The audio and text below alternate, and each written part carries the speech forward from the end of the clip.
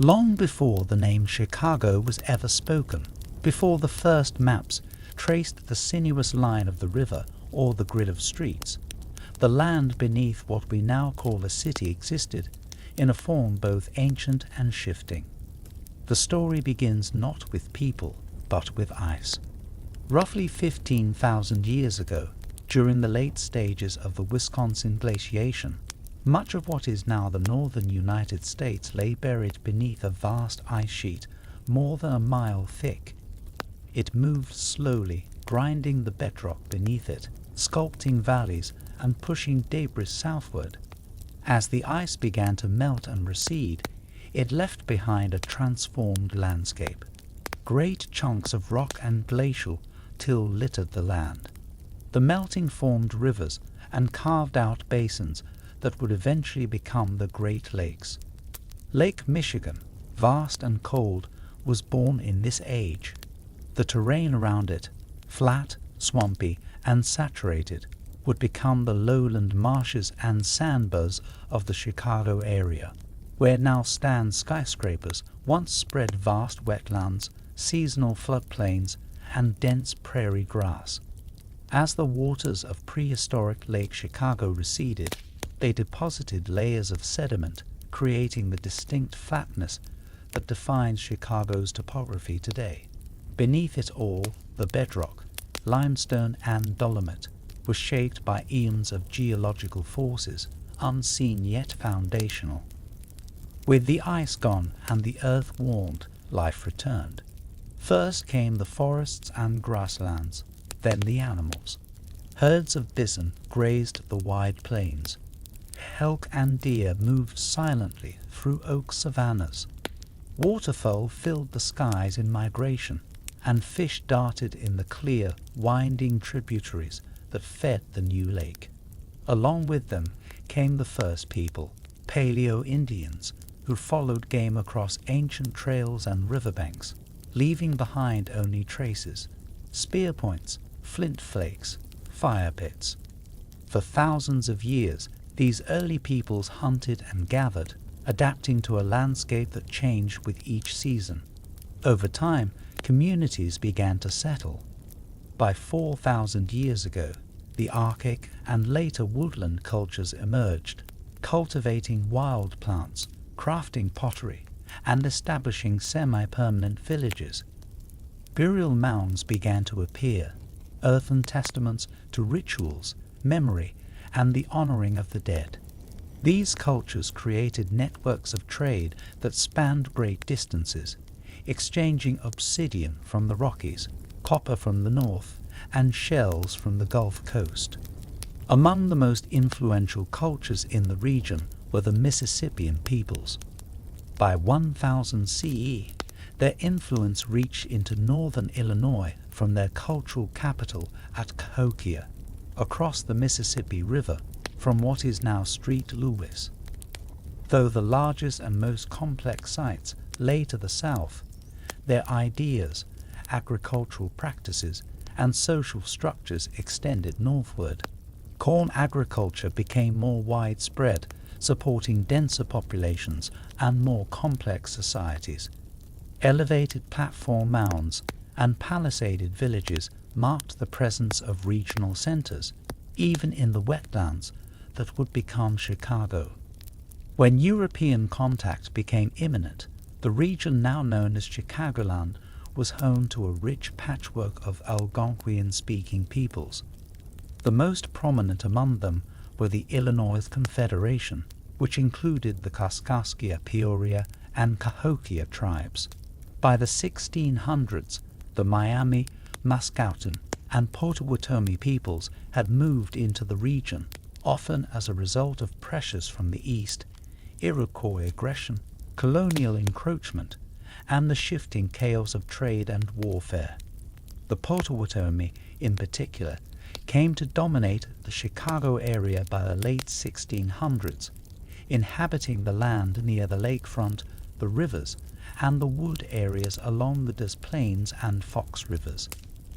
These communities lived in organized villages with family-based clans. They cultivated maize, beans, and squash. hunted deer and small game, and fished the rivers and lake. Their economies were partly seasonal, migrating between winter hunting grounds and summer farming settlements. Trade with neighboring tribes was vital, facilitated by extensive canoe routes and forest trails. The Chicago Portage, a short overland connection between the Chicago River and the Des Plaines, was especially significant, providing access between the Great Lakes and the Mississippi watershed. It was here, in this shallow divide, that the city's fate was written. The Chicago Portage was not a road, but a passage. Canoes would be carried over the soggy ground in a half-day's journey. It was a point of transition between water systems, between east and west, between north and south. In many ways, the portage shaped the entire geopolitical relevance of the area. It wasn't grandeur or beauty that made this land important. It was geography. It was function. The earliest European documentation of the region comes from the journals of explorers and missionaries. The French had moved westward from Quebec, seeking a route to the Pacific and a foothold in the fur trade. In 1673, Louis Jolliet and Father Jacques Marquette traveled southward from the Great Lakes, exploring the Mississippi and recording the existence of the portage. In their writings, they noted the ease with which one could travel from the Great Lakes to the Gulf of Mexico with only a short portage. The strategic significance was immediately apparent. Yet for nearly a century after their journey, the land remained largely indigenous. French traders and missionaries came and went. Trading posts were established. The fur trade flourished briefly, trading pelts of beaver, otter, and fox in exchange for European tools, beads, and weapons. But permanent settlement by Europeans was rare. The land was still governed by nature and the rhythms of native life. Fires, both natural and controlled, swept through the prairie, maintaining the ecosystem. The rivers rose and fell. The wind shaped the dunes. The French built Fort Miami farther to the south and Fort St. Joseph near what is now Niles, Michigan, but Chicago remained more a place of passage than of permanence. Still, its strategic location would not go unnoticed forever. As the 18th century closed, empires clashed for control of the continent. The British victory in the French and Indian War, 1754 to 1763, transferred nominal control of the region to the British Crown. Yet, the actual impact on Chicago was minimal. Native people still lived, hunted, traded, and moved across the land. European maps now bore new names, but the rivers still whispered the old ones.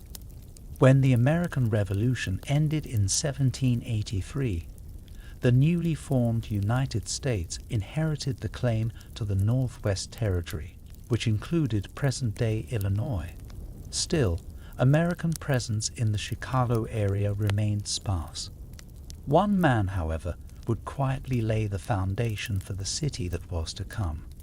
Jean-Baptiste Point du Sable, of African and French descent, arrived in the late 1770s or early 1780s and established a homestead near the mouth of the Chicago River. His residence included a house, trading post, and farmland. It stood near what is now Michigan Avenue Bridge. Point du Sable's post became an essential node in regional trade, serving French traders, native communities, and eventually American officials. His presence is well documented by visitors and officials alike, and by the 1790s he was recognized as a well-established figure in the region. The homestead was eventually sold in the mid-1790s, and Point du Sable moved north to Peoria. But his legacy as Chicago's first non-native settler and builder of the first permanent residence remained central to the city's origin. In a place governed for centuries by water and wind, He represented the moment when settlement and permanence took root. By the end of the 18th century, Chicago was still a small outpost, a marshy land defined by its potential, but its fate was no longer invisible. Its geographic logic was becoming destiny. This land had been shaped by glaciers, traveled by ancestors, marked by trade, and finally drawn onto maps. The river, shallow and winding, had carried not just water, but meaning. The prairie had held not emptiness, but memory, and though no city yet stood, its outline had already begun to form, etched not in brick or wood, but in earth, water, and history. The city was waiting, and it would not have to wait much longer. The story of Chicago's recorded history begins in earnest in the summer of 1673. Though thousands of years of indigenous life and tradition shaped the land, long before any European footsteps ever brushed its soil, it was during this season that two men, Louis Joliet, a fur trader and explorer, and Jacques Marquette, a Jesuit missionary, made their way into what would become one of the most important corridors of continental movement, the Chicago Portage. They did not know then what this shallow water divide would one day become, but in their journals, among the descriptions of rivers and reeds, they began the European documentation of Chicago. Marquette and Joliet were not on a casual expedition. They had been sent to find the course of the Mississippi River, to determine whether it flowed into the Pacific or the Gulf of Mexico. Leaving from the area near Michilimackinac, at the straits between Lakes Michigan and Huron, they passed down the Fox River, crossed to the Wisconsin River, and entered the Mississippi in June of 1673. They traveled south until they were certain the river emptied into the Gulf, not westward. At the Arkansas River, they turned back. Their return journey brought them up the Illinois River, a lush, navigable waterway that offered a potential route back to the Great Lakes. It was on this return route that they encountered a narrow land bridge, the Chicago Portage.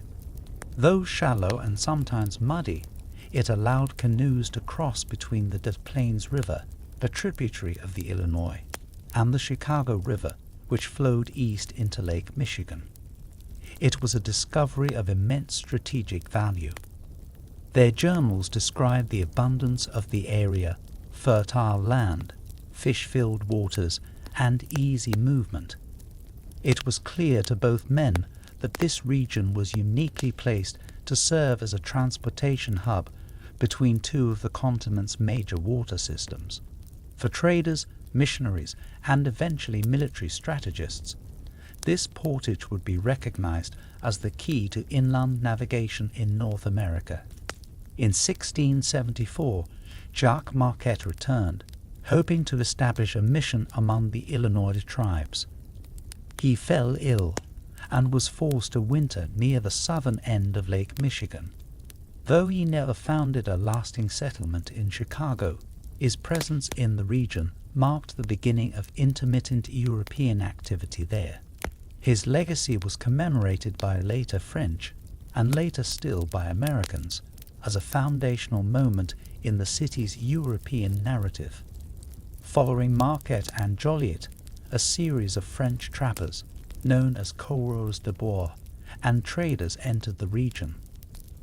These were not settlers, but mobile fur men, rough woodsmen who established relationships with local tribes and moved furs to distant markets in Quebec and Montreal. The fur trade was the economic engine of New France, and the Great Lakes formed its highway. The waterways through Chicago were perfect for this type of commerce.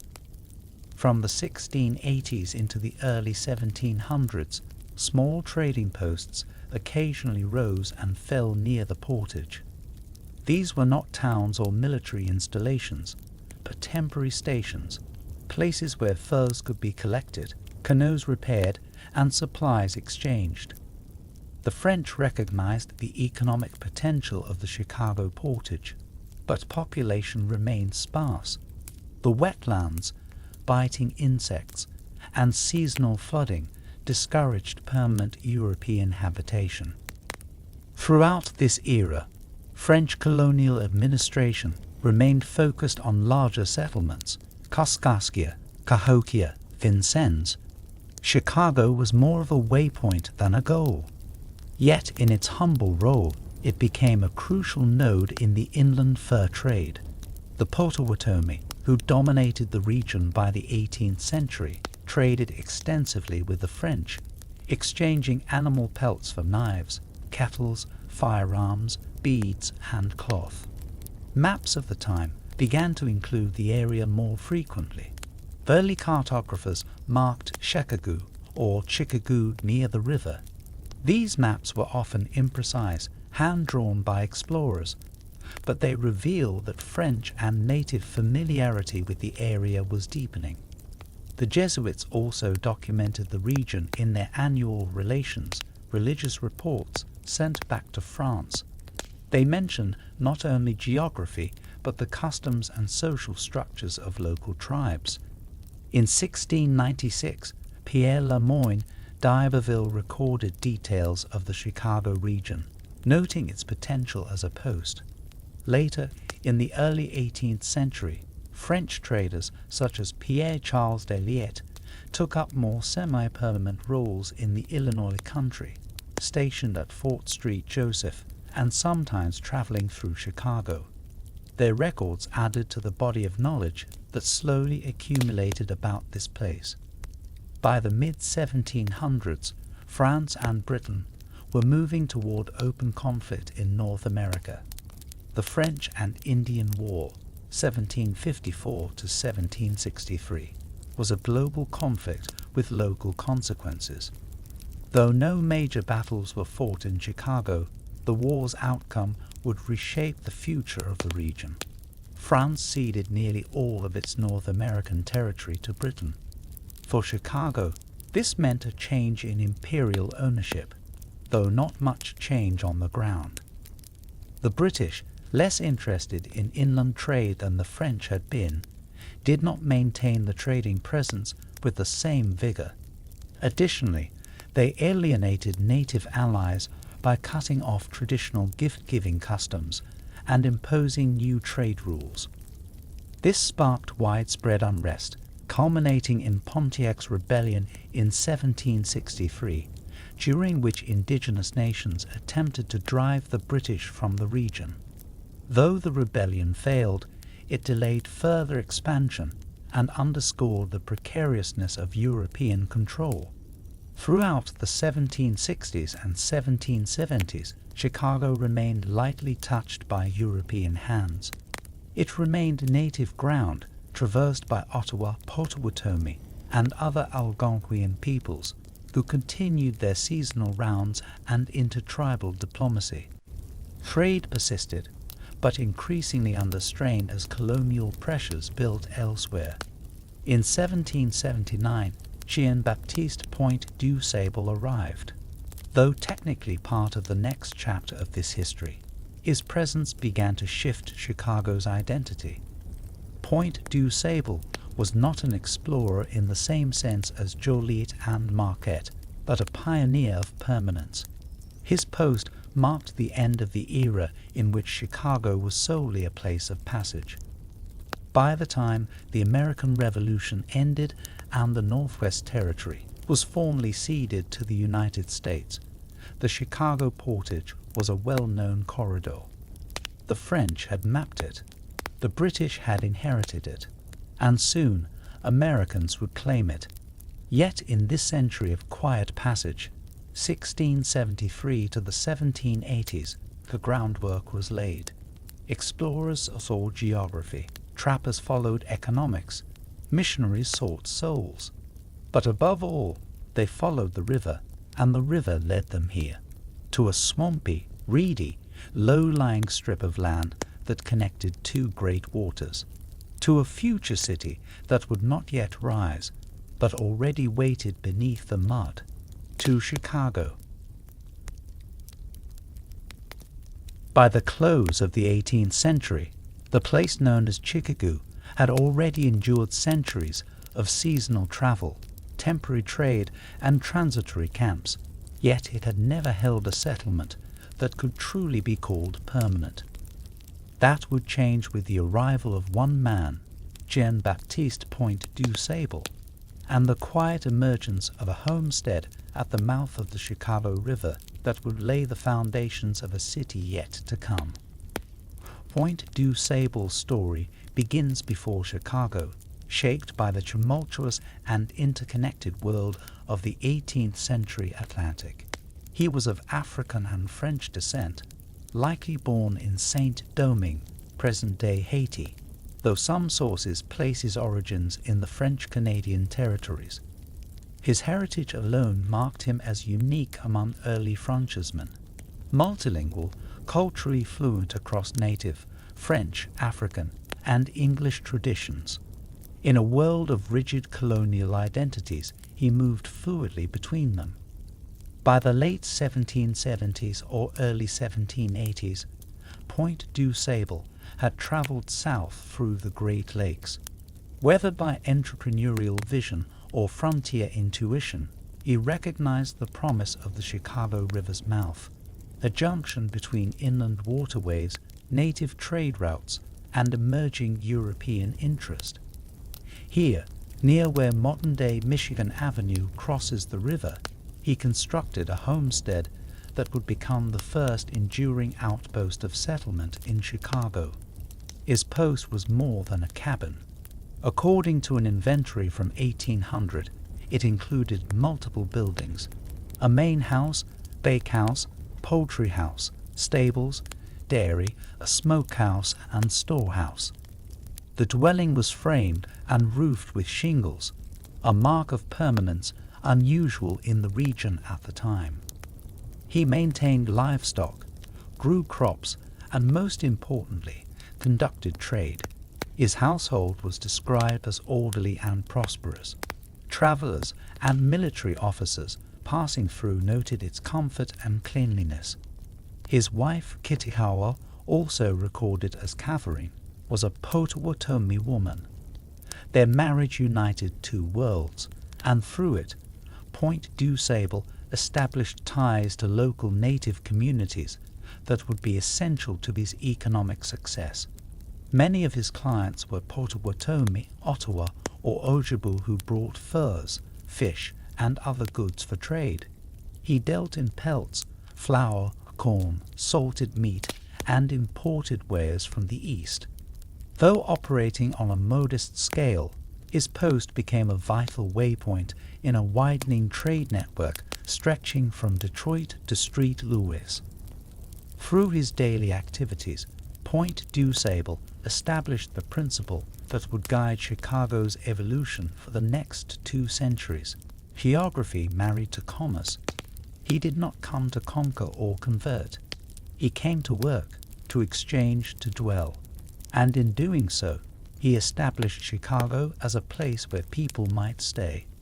His economic activity was not isolated. The 1780s and 1790s saw increased commercial activity along the inland routes of the Northwest Territory. American and French traders alike traveled the rivers and trails, moving goods between native towns and the emerging forts of U.S. influence. Point du Sable's post stood at the confluence of these paths, and it prospered. Still, political uncertainty shadowed the region. Though the United States claimed sovereignty over the Northwest Territory following the Treaty of Paris, 1783, actual control remained contested. British forces held forts in the region well into the 1790s, including Detroit and Michilimackinac. Native nations continued to resist U.S. encroachment, forming confederacies and alliances.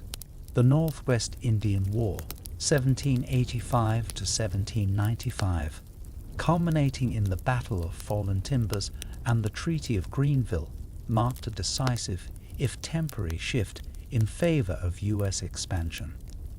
In 1795, the Treaty of Greenville opened most of present-day Ohio to American settlement and recognized U.S. claims to key outposts, including a 6-square-mile tract at the mouth of the Chicago River. This formalized what had previously been informal.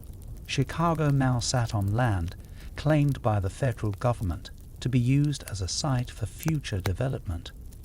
Point du Sable remained for a few more years, but by 1800 he had sold his property to a French trader named Jean Lalime, who later sold it to William Burnett and eventually to John Kinsey. Point du Sable's reasons for leaving remain unknown. Some suggest economic fatigue, others growing pressure from incoming American settlers and officials. He moved south to Peoria, where he lived until his death in 1818. For nearly 2 centuries, his role in Chicago's founding was minimized or forgotten in official histories. It was not until the 20th century that he was widely acknowledged as the city's first permanent settler. Today, his legacy stands in bronze at Pioneer Court, near the very site of his original home. After Point du Sable's departure, John Kinsey became the dominant figure in early Chicago. A Scottish-born trader who arrived in 1804, Kinsey purchased the post and expanded its operations. He maintained strong ties with native communities while aligning himself with a rising American authority. Like Point du Sable, he represented a hybrid figure, not a colonist in the traditional sense, but a frontier capitalist. He spoke multiple languages and navigated multiple cultures. Yet unlike Point du Sable, Kinsey would be woven into the city's early official narrative, eventually earning the title Father of Chicago in 19th century histories. During this period, the United States sought to establish stronger military control over the region. In 1803, the federal government constructed Fort Dearborn on the south bank of the Chicago River, adjacent to the former trading post. The fort, designed to house around 50 men, included a blockhouse, barracks, and stockade. It was built to secure U.S. interests in the interior, especially as tensions with Britain and native nations mounted.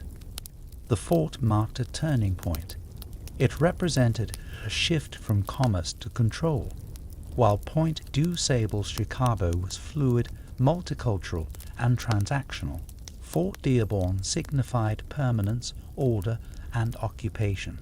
It also set the stage for future conflict. In 1812, war erupted again between the United States and Britain. In August of that year, as tensions with native groups aligned with the British reached a boiling point, the decision was made to evacuate Fort Dearborn. On August 15, as the garrison and accompanying civilians marched southward, they were ambushed near what is now Prairie Avenue. Around 40 of the 96 people involved were killed. The fort was burned. The incident would be remembered by settlers as the Fort Dearborn Massacre. For the Potawatomi and their allies, it was an act of resistance against foreign intrusion on their homeland. The attack ended the first phase of American presence in Chicago. The fort would not be rebuilt until 1816, after the war ended. But by then, the groundwork had already been laid, land surveyed, names recorded, pathways opened. The era from 1780 to 1812 was one of emergence. It did not see a city rise, nor even a town. But it saw the crucial transformation from passage to place. Jean-Baptiste Point du Sable's homestead was not a grand fortress or a religious mission. It was a trading post, a farm, a household. And from that modest outpost, a metropolis would one day grow. What he began was not measured in walls or wars, but in the quiet permanence of staying. And it is from that choice, to stay, to build, to trade, that Chicago begins to become itself. At the dawn of the 19th century, the region surrounding the mouth of the Chicago River was beginning to change, slowly, cautiously, but undeniably. Where once the flow of life followed the rhythm of portages, trade, and seasonal migration, the young American Republic now cast its eyes westward, seeing not just frontier, but territory, land to be claimed, mapped and settled. The strategic geography of Chicago, long recognized by native peoples and French voyageurs, was now becoming a matter of federal interest. In 1803, this interest took physical form in the construction of a wooden fortress, Fort Dearborn.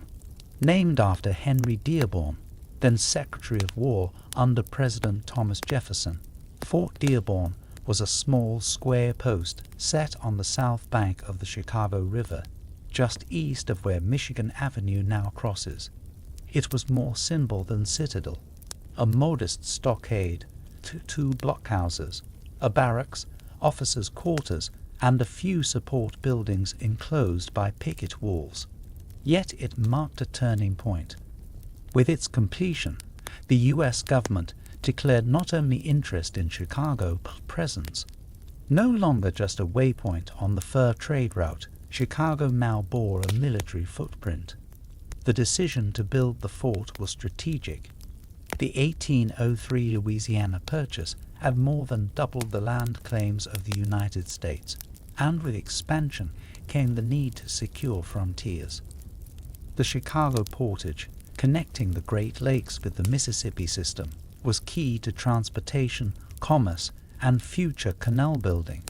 Additionally, tensions with native nations in the Northwest Territory were rising, fueled by broken treaties, land encroachment, and aggressive settlement policies. Captain John Whistler led the contingent assigned to build the fort. Arriving in July 1803, the small force included soldiers, carpenters, laborers, and some family members. With limited tools and a tight schedule, they constructed the fort in a matter of months. The timbers were cut from local trees. The walls were raised by hand. Every nail, every hinge, was a step toward permanence in a place where, for centuries, no structure had endured. Whistler himself was a seasoned officer, having served in the Revolutionary War. His family would become closely entwined with early Chicago history. His son, William Whistler, would later command the fort during its reconstruction. Another descendant, James McNeill Whistler, would go on to achieve fame as a painter. But in 1803, the Whistlers were just another military family carving out a life on a raw and remote edge of the Republic. The presence of the fort did not go unnoticed by the region's indigenous inhabitants, particularly the Potawatomi, who regarded the Chicago area as part of their homeland. Though some native leaders initially tolerated the fort's construction, viewing it as a trade opportunity, suspicion and resentment grew. U.S. Indian policy in the early 19th century was marked by treaties that frequently resulted in land loss and displacement. While Fort Dearborn itself was not an active combat outpost in its first years, it stood as a symbol of unwanted change.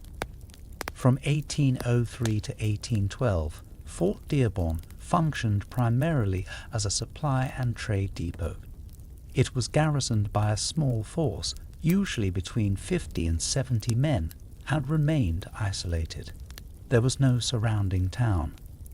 The fort's few soldiers lived alongside civilians, traders, and some native families. Life was austere. Food supplies were brought in irregularly. Communication with higher command was slow. The soldiers performed daily drills, repaired buildings, patrolled the area, and occasionally escorted travelers across the portage. Despite the harsh conditions, the fort grew in importance as a navigational and diplomatic center. U.S. Indian agents used it to maintain contact with regional tribes. The fur trade persisted, though increasingly dominated by American firms. The Chicago River, shallow and winding, carried small boats and canoes. Trade was still governed by geography, not yet by infrastructure. Meanwhile, larger geopolitical tensions were building. The United States and Britain, though officially at peace, remained hostile rivals. British agents in Canada continued to arm and support native groups resisting American expansion. One such leader, Tecumseh the Shawnee, began to organize a broad indigenous confederation to push back against encroachment. His brother, Tenskwatawa, known as the Prophet, preached cultural revival and resistance. When war finally broke out between the US and Britain in June 1812, it reignited every tension simmering across the frontier. For isolated outposts like Fort Dearborn, the war meant uncertainty, vulnerability, and fear. Captain Nathan Heald commanded the fort in 1812. A veteran officer, he found himself in a precarious position.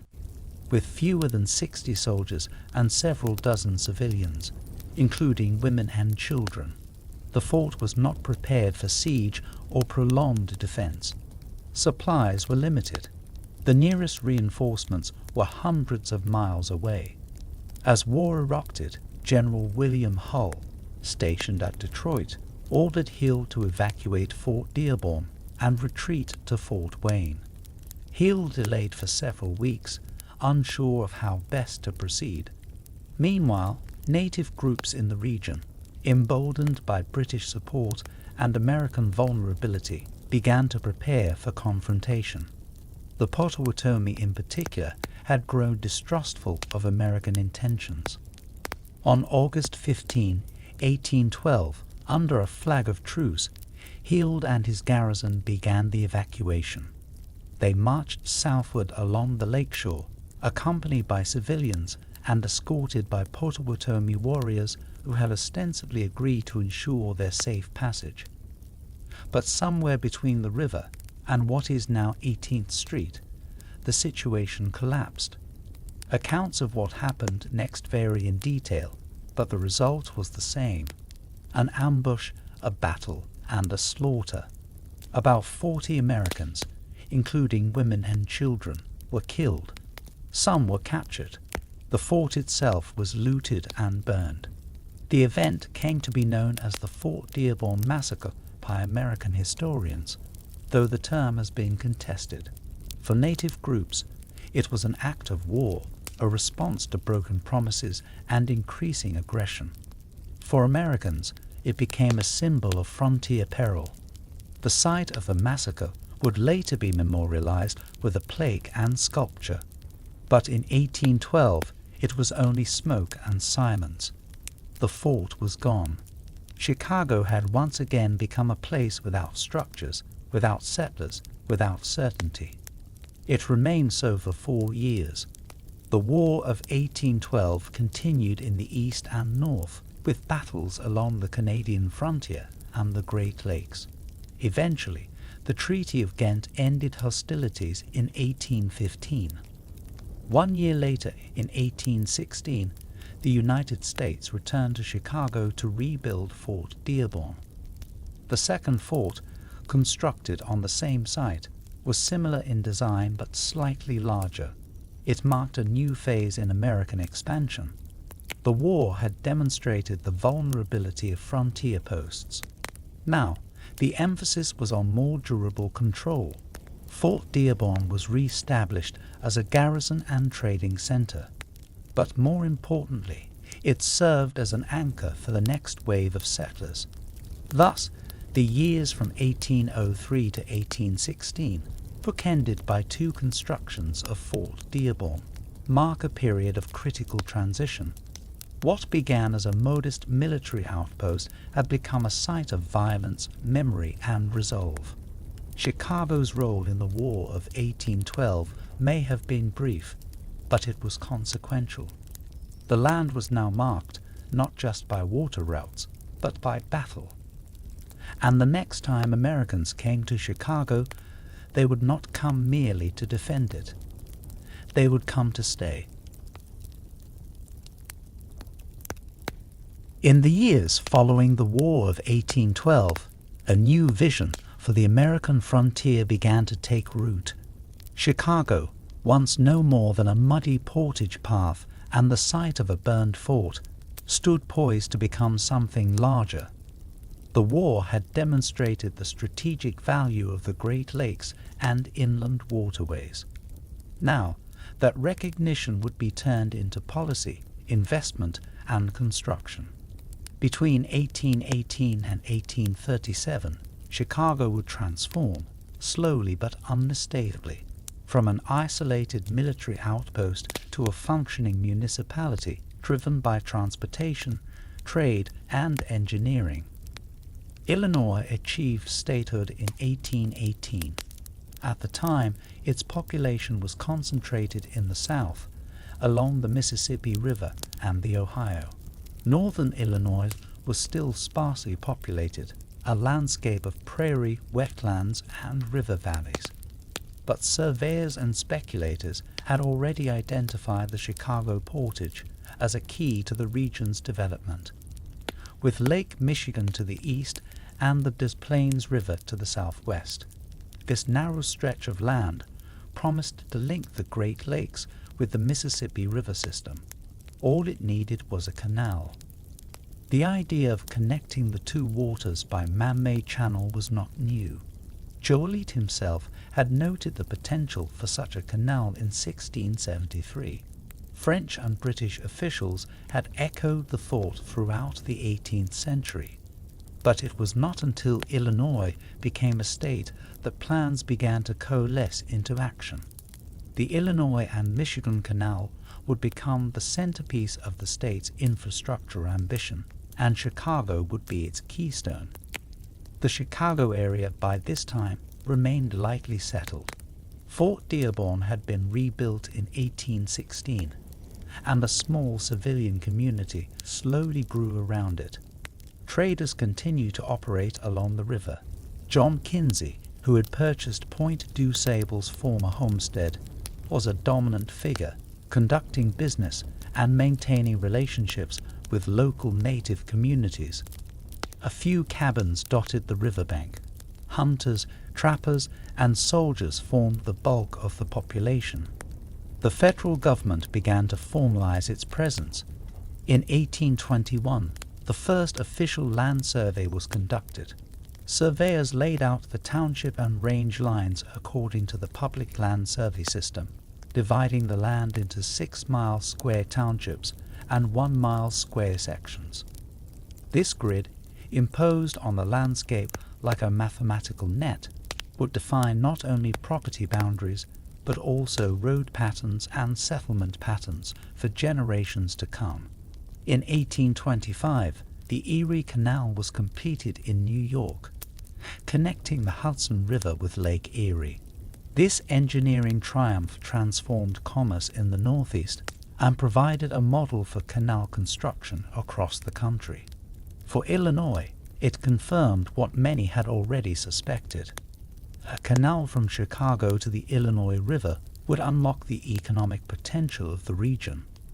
2 years later, in 1827, Congress granted the state of Illinois a strip of land extending from the Chicago River to the Illinois River, specifically to support the construction of a canal.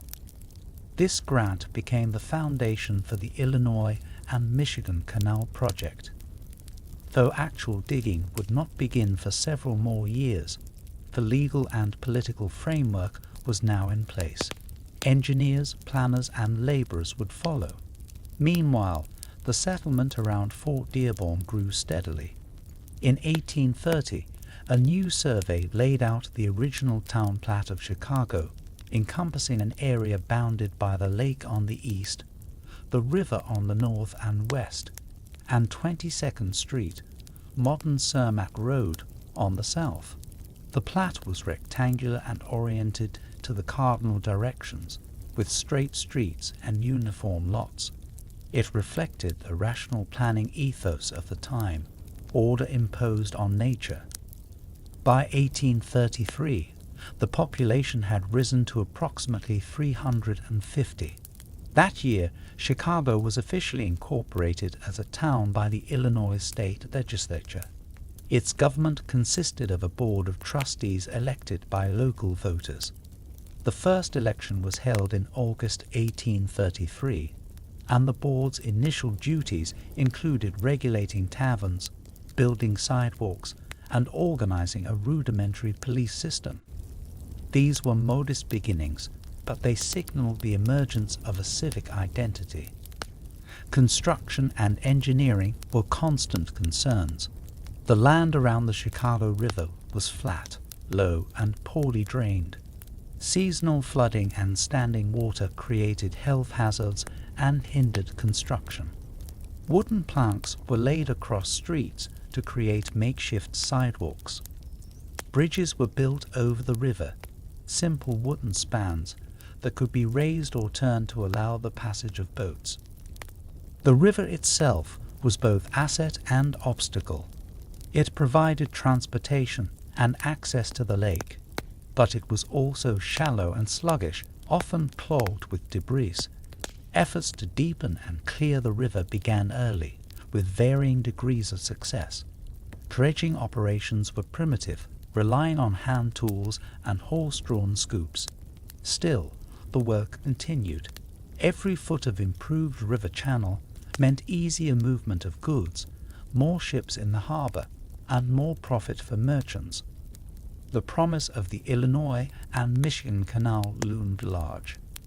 Though actual excavation would not begin until 1836, the anticipation of its completion drove investment and immigration. Land prices rose. Merchants arrived from the east. Lumberyards, warehouses, and wharves sprang up along the river. Sawmills processed timber from Michigan and Wisconsin. Grain from the prairie arrived in ox carts, bound for shipment eastward. A real estate boom began. In 1834, the federal government opened a land office in Chicago. Thousands of acres were sold to speculators and settlers. Much of the land was purchased on credit, with the assumption that prices would continue to rise. Surveyors, architects, and engineers played increasingly prominent roles in civic life. The town's skyline remained low, mostly one- and two-story wooden structures, but the vision was growing taller. Transportation remained central. In addition to the canal, planners began to consider roads and railroads. Stagecoaches connected Chicago with Joliet, Ottawa, and Galena. Ferries crossed the river. Goods were hauled by wagon across muddy roads, but the dream of steam-powered transport lingered. Engineers and civic leaders looked ahead to a time when iron rails would stretch across the prairie, connecting Chicago to the Atlantic and the Mississippi. In 1837, just 4 years after its incorporation as a town, Chicago became a city. Its population had surged to over 4,000. The Illinois legislature approved the charter, and William B. Ogden was elected as the city's first mayor. Ogden, a New York-born businessman and canal commissioner, embodied the entrepreneurial spirit of the age. He pushed for internal improvements, land development, and infrastructure planning. Ogden's tenure marked the beginning of modern civic governance in Chicago. Under his leadership, the city began to formalize street grading, establish drainage systems, and plan for the inevitable expansion. The problems were many: flooding, disease, crime, and poor sanitation. But the solutions were underway. Thus, between 1818 and 1837, Chicago underwent a profound metamorphosis. From a frontier outpost clustered around a wooden fort, it became a surveyed, incorporated, and aspiring city. It was a city built not by conquest or edict, but by engineering, speculation, and relentless effort. The water still flowed slowly through the river, and the land still turned to muck in springtime. But now, over that same soil, the grid of streets had begun to form. Beneath the mud and boards, a foundation was being laid. Chicago had been born, but more than that, it had begun to grow, and the growth would not stop. The year 1837 was one of both celebration and uncertainty. Chicago had finally become a city, its population swelling past 4,000 souls. Streets were mapped, drainage ditches dug, and city officials sworn into office. But almost as soon as the ink had dried on the city charter, the panic of 1837 struck. Banks collapsed, credit vanished, and dreams of instant prosperity dissolved in the muddy streets. Yet it was in this volatile atmosphere that Chicago began to define itself not just as a frontier town, but as a growing artery of commerce. What would carry Chicago forward through financial depression and uncertain times was not gold, nor politics, nor sheer population. It was location, and more specifically, transportation. Between 1837 and 1860, Chicago evolved from a fledgling settlement to the principal gateway between the East Coast and the American interior. At the center of this transformation were two overlapping systems, water and rail. First came the canal. Though long planned, the Illinois and Michigan Canal finally broke ground in 1836. Delayed by financial panic and engineering challenges, construction dragged for over a decade. Hundreds of laborers, many of them Irish immigrants, worked with picks, shovels, and rudimentary machines to carve the channel through prairie and limestone. The 96-mile canal would connect the Chicago River at Bridgeport with the Illinois River at LaSalle, allowing boat traffic to move between Lake Michigan and the Mississippi system. When the canal was completed in 1848, it instantly elevated Chicago's economic profile. Flatboats, canal boats, and cargo barges carried goods to and from the city, creating a two-way highway for grain, timber, livestock, and manufactured goods. Canal towns blossomed along its route. Grain from central Illinois was hauled by cart to canal ports, shipped to Chicago, and then transferred to lake schooners bound for Buffalo, Cleveland, and beyond. A new phase of the city's growth had begun. But even as the canal opened, another revolution was underway, faster, louder, and more transformative: the railroad. In 1848, the same year the canal was completed, the Galena and Chicago Union Railroad began operations. Its first track extended westward only a few miles, but its implications were vast. Rail travel offered speed, reliability, and year-round operation. Unlike rivers, which froze in winter or flooded in spring, railroads ignored the seasons. They could penetrate deep into the countryside, reach remote farms, and bring cargo directly to market. Chicago quickly became a railroad city. Over the next 12 years, rail lines radiated outward like spokes on a wheel to Galena, Aurora, Joliet, Rock Island, Elgin, and beyond. By 1856, 10 major railroads entered Chicago. The Illinois Central, chartered in 1851 with significant federal land grants, ran all the way south to Cairo, Illinois, on the Mississippi River. It made Chicago the northern terminus of one of the longest rail lines in the country. The result was dramatic. In 1848, the year of both canal and rail launch, Chicago shipped less than 2 million bushels of grain. By 1856, it shipped over 14 million. Lumber poured in from Michigan. Cattle and hogs arrived by the thousands from western farms. Dry goods, boots, tools, iron stoves, and pianos flowed westward from eastern factories. The transformation was visible at every dock and depot. Warehouses sprang up near the river and along rail yards. Grain elevators, a Chicago innovation, allowed massive quantities of grain to be stored and loaded with mechanical efficiency. The city developed a unique labor force. Teamsters, grain scoopers, dock workers, clerks, and switchmen. Every morning brought a new round of arrivals, every evening a departure. This movement reshaped the city's physical form. Streets were no longer just paths between places. They became logistical corridors. The river was spanned by more bridges, many of them drawbridges or swing bridges that could accommodate river traffic. The once rural land west of the river began to urbanize rapidly, filled with lumberyards, stock pens, factories, and modest housing for laborers. As goods flowed into and out of Chicago, so did people.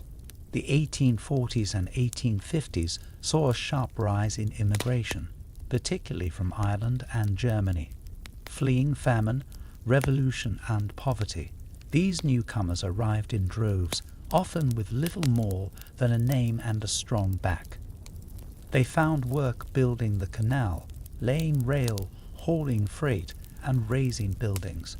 Many settled near the river or in the neighborhoods that would become Bridgeport, Pilsen, and Old Town. With growth came challenges. Sanitation remained poor. The flat terrain caused sewage and waste to pool in streets and basements. Disease outbreaks, especially cholera, were common.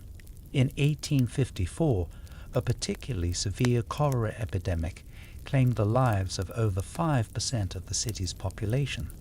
The need for infrastructure became critical. City officials responded with ambition. In the 1850s, engineers began the audacious process of raising Chicago's streets. Using thousands of jack screws and coordinated teams, entire blocks were elevated several feet above the swampy ground. Buildings were lifted intact. Sidewalks and roadbeds were filled in beneath them. This extraordinary feat of urban engineering was unprecedented and earned Chicago national admiration. Water supply systems were also improved. In 1854, the city completed its first municipal waterworks, drawing water from Lake Michigan through a wooden intake pipe. Later, crib intakes would be placed farther offshore to ensure cleaner water. Sewer construction began in earnest, though progress remained uneven. The same spirit of modernization infused other aspects of city life. Telegraph wires connected Chicago to New York and St. Louis. Horse-drawn streetcars began to appear. The first public schools expanded. Newspapers proliferated, including the Chicago Tribune, founded in 1847. Churches, theaters, and clubs added to the social fabric. Commerce and civic pride marched together.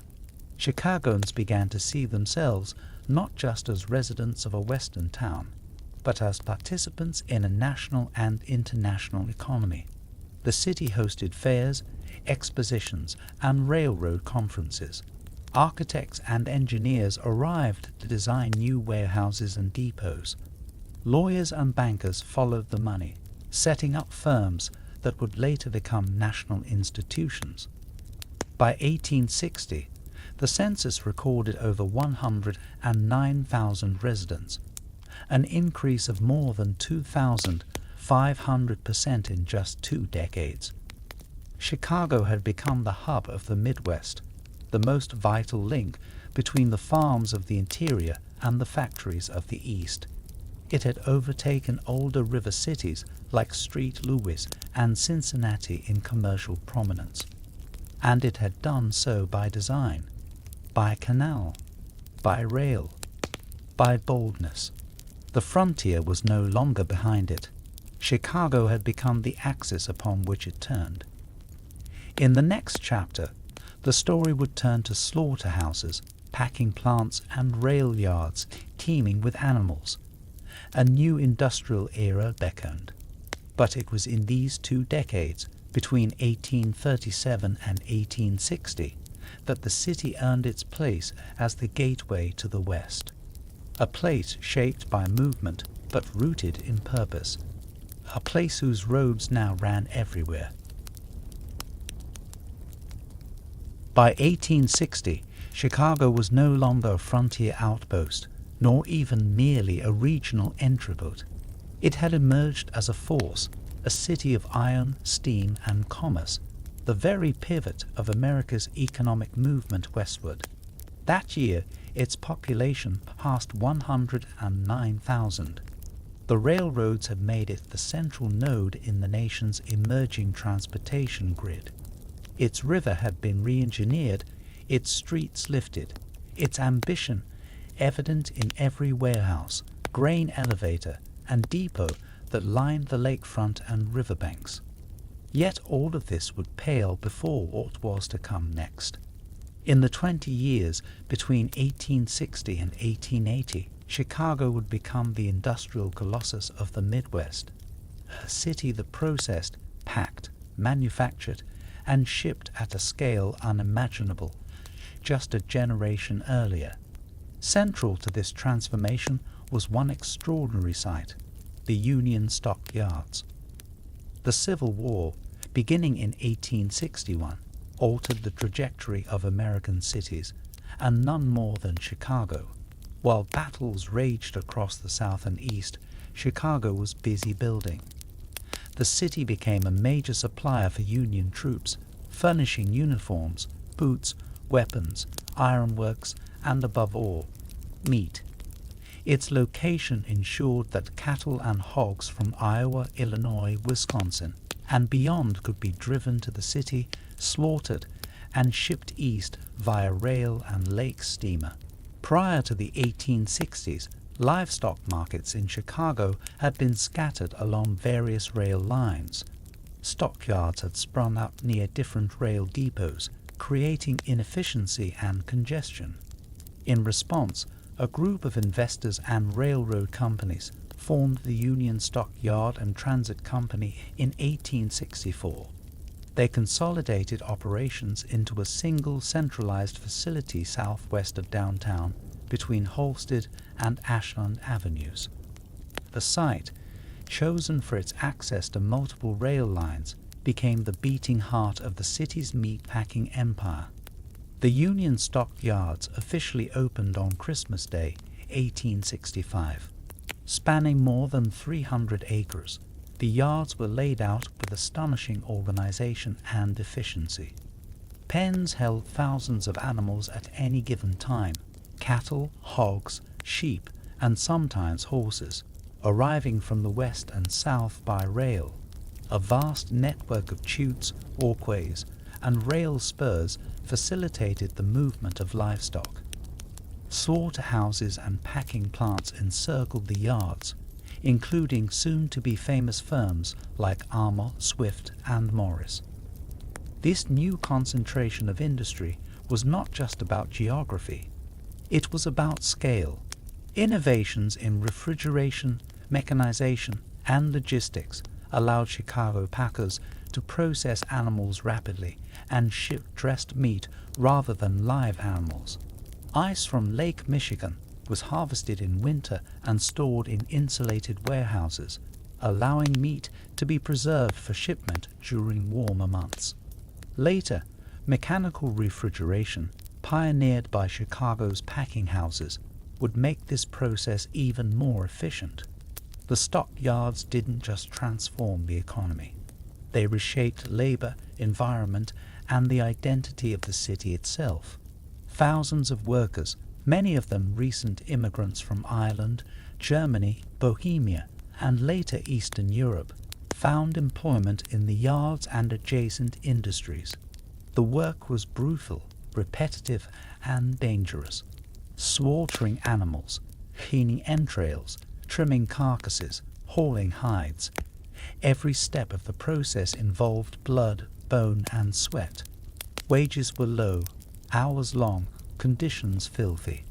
Yet for many workers, the yards offered opportunity. Chicago was a magnet, a place where a man or woman could arrive with nothing and carve out a life. Ethnic neighborhoods flourished nearby. Bridgeport, back of the yards, Pilsen.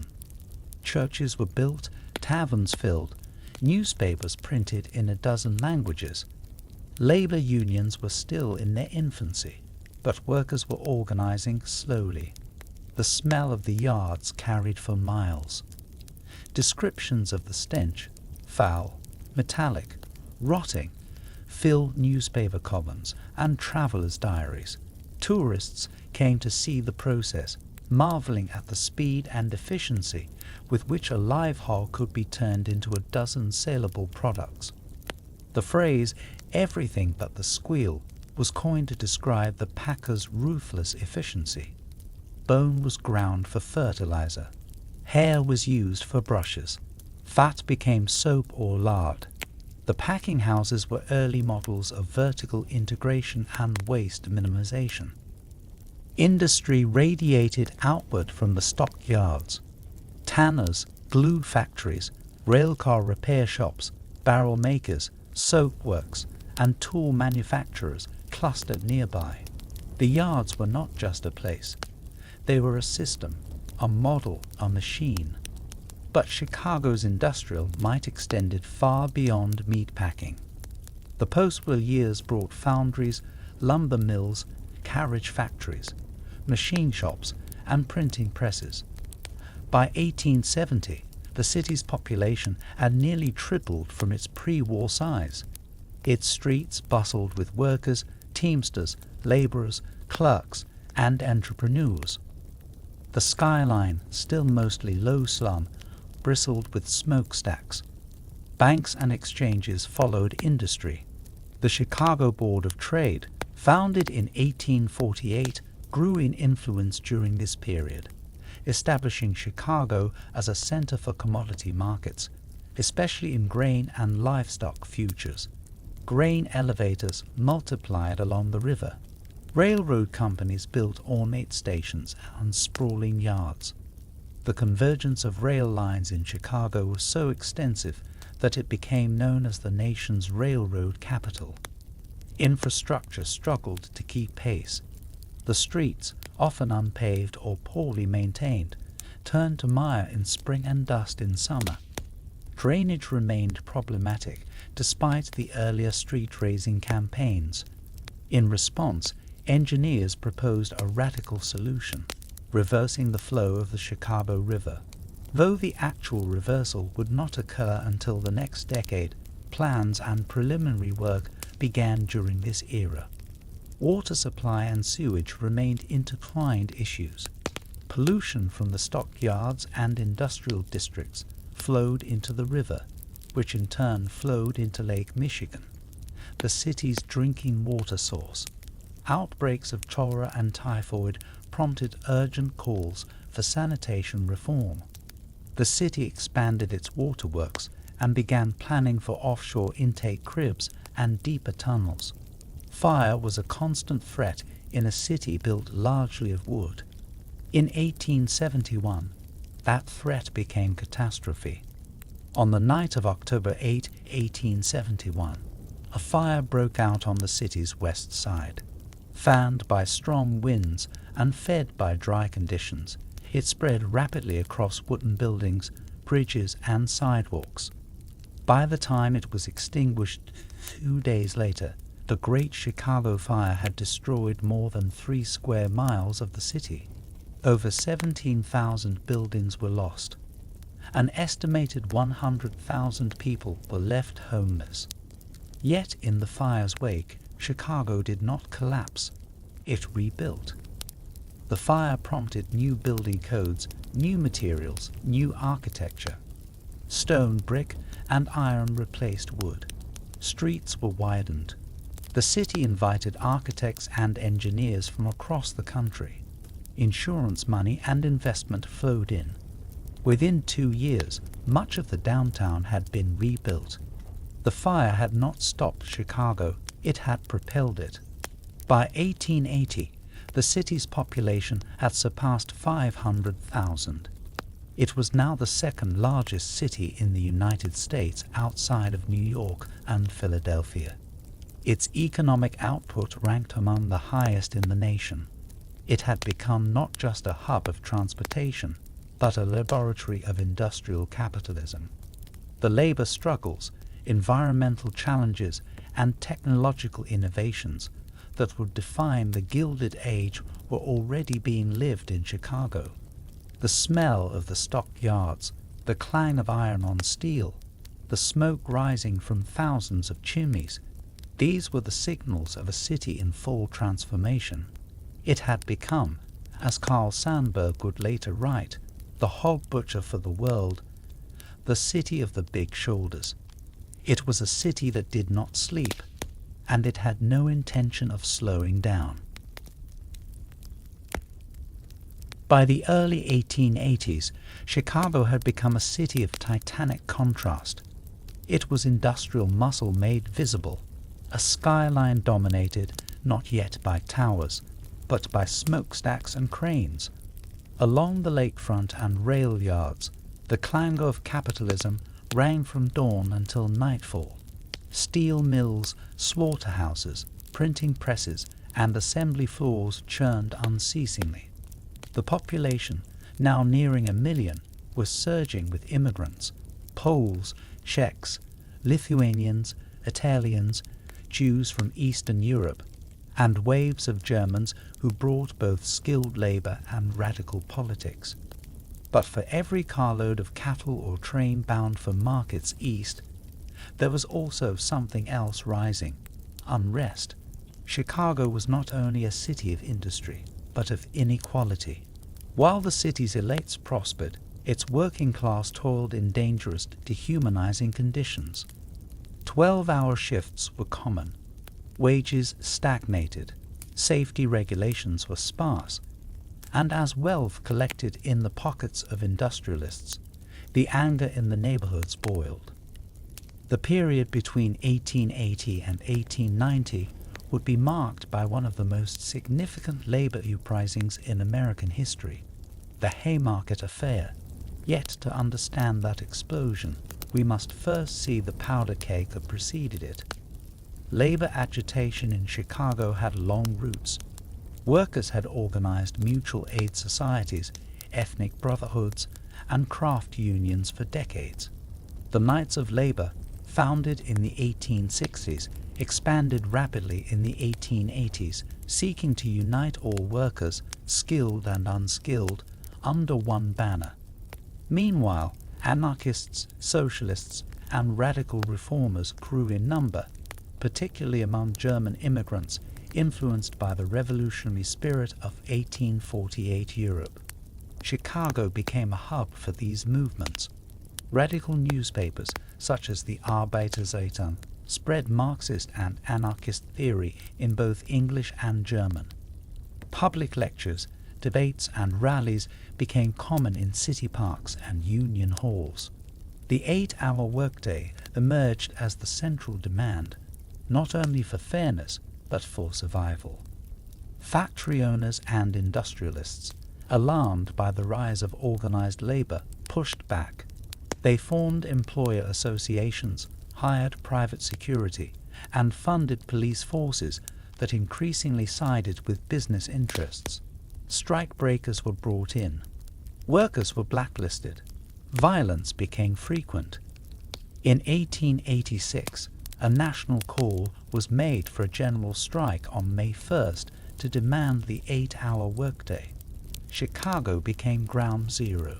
Tens of thousands of workers walked off the job. Peaceful rallies filled the streets. Businesses slowed. Police presence intensified. On May 3rd, outside the McCormick Reaper Works on the city's southwest side, police fired on striking workers, killing several. In response, labor leaders called for a protest rally the following evening, May 4th, at Haymarket Square, an open market near Randolph Street and Des Plaines Avenue. The Haymarket rally began peacefully. Rain fell lightly. Speakers addressed a modest crowd, urging calm but decrying the violence. As the evening wore on, the crowd thinned. Near the end of the speeches, police arrived in force, demanding the crowd disperse. Then, without warning, a bomb was thrown. The device exploded among the police, killing one officer instantly and fatally wounding others. Gunfire followed, though confusion and darkness shrouded much of what happened next. When it ended, 7 policemen and at least 4 civilians were dead. Dozens were wounded. The city fell into panic. In the aftermath, the hunt for perpetrators began. Authorities arrested known anarchists not because of direct evidence, but for their association with radical ideas. 8 men: August Spies, Albert Parsons, Adolf Fischer, George Engel, Louis Ling, Michael Schwab, Oscar Neebe, and Samuel Fielden were charged. Most had not even been present at the bombing. Nonetheless, they were tried and convicted. 4 were hanged. One, Louis Ling, died by suicide in his cell. The remaining 3 were later pardoned by Governor John Peter Altgeld in 1893. The Haymarket affair shocked the nation. For business leaders, it confirmed their fears of anarchist violence. For labor organizers, it exposed the state's brutal repression. For radicals worldwide, it became a martyrdom. May 1st, May Day, would eventually be commemorated internationally in honor of the Haymarket martyrs. Yet the decade was not defined by a single event. Labor organizing intensified. The American Federation of Labor, AFL, more moderate than the anarchists or Knights of Labor, gained ground by focusing on skilled workers and collective bargaining. Union halls proliferated. Mutual aid societies offered support for funerals, medical care, and unemployment. Strikes were frequent. In 1889 alone, Chicago saw dozens of job actions, from iron molders to streetcar drivers. Ethnic communities often organized through their own institutions: Slavic lodges, Irish parish halls, German singing societies, which became centers of resistance. The built environment reflected these tensions. Tenement housing crowded closer to factories. Neighborhoods like Pilsen and back of the yards became synonymous with working-class struggle. Schools and libraries were constructed to uplift, while saloons and theaters served as venues for organizing. Political clubs formed along every ideological line. City authorities, meanwhile, invested in policing. The Chicago Police Department grew in size and militarization. Uniforms, batons, and eventually mounted units became fixtures of labor confrontations. Courts handed down harsh sentences for strikers and protesters. The press, often aligned with business interests, painted labor actions as lawless threats to order. And yet, Chicago's economic growth was unstoppable. Its railroads expanded. Its grain markets broke records. Its population soared past 1 million by decade's end. Department stores, streetcars, and electric lighting arrived. The Loop, the city's downtown core, grew in stature, filled with the iron and glass buildings of the emerging skyscraper age. In this juxtaposition of new architecture and old sweat, of iron profits and human struggle, Chicago stood as the epicenter of American labor's greatest hope and deepest frustration. It was a city of conflict, yes, but also of possibility. From the yards to the courtrooms, the foundries to the lecture halls, it was inventing not just industry, but identity. The Haymarket dead were buried at Waldheim Cemetery in Forest Park, their graves later marked by statues and annual tributes. Their names, once vilified, became rallying cries. Chicago's labor movement would not be extinguished. It would evolve, fragment, surge, and grow again. As the 1890s dawned, the city was poised for another transformation. The world would soon come to Chicago to see its splendor, but not without remembering the blood that stained its cobblestones, not without recalling that liberty, like labor, was something forged, in fire, in steel, and in struggle. The dawn of the 1890s brought with it a new sense of ambition for Chicago. It was a city already known for its brawn, stockyards, railroads, smokestacks, but now it aspired to something more: beauty, grandeur, recognition on a world stage. Barely 2 decades had passed since the Great Fire, yet Chicago had been rebuilt not only in form, but in confidence. The city stood poised to assert itself as a global capital of modernity, and it would do so through a singular, breathtaking achievement: the World's Columbian Exposition of 1893. This World's Fair, conceived to commemorate the 400th anniversary of Christopher Columbus' arrival in the New World, was more than a celebration. It was a contest of prestige. American cities vied for the honor of hosting the exposition. New York, the nation's largest and most cosmopolitan metropolis, seemed the natural choice. But Chicago, through relentless lobbying and the influence of its leading citizens, including Marshall Field, George Pullman, and Potter Palmer, won the prize. The city had proven it could build and rebuild. Now it would dazzle. Planning began almost immediately after the selection was finalized in 1890. The fair was to open in May 1893, leaving just over 2 years to design, construct, and execute an event that would welcome millions. It was an audacious timeline, but Chicago embraced it with characteristic urgency. To oversee the project, the city assembled a team of the nation's most respected architects, planners, and artists. Chief among them was Daniel H. Burnham, appointed Director of Works. Burnham's vision was monumental. He sought to craft not just an exposition, but a city of ideal order and harmony. Working with landscape architect Frederick Law Olmsted, the designer of Central Park, Burnham chose Jackson Park on the city's south side as the fair site.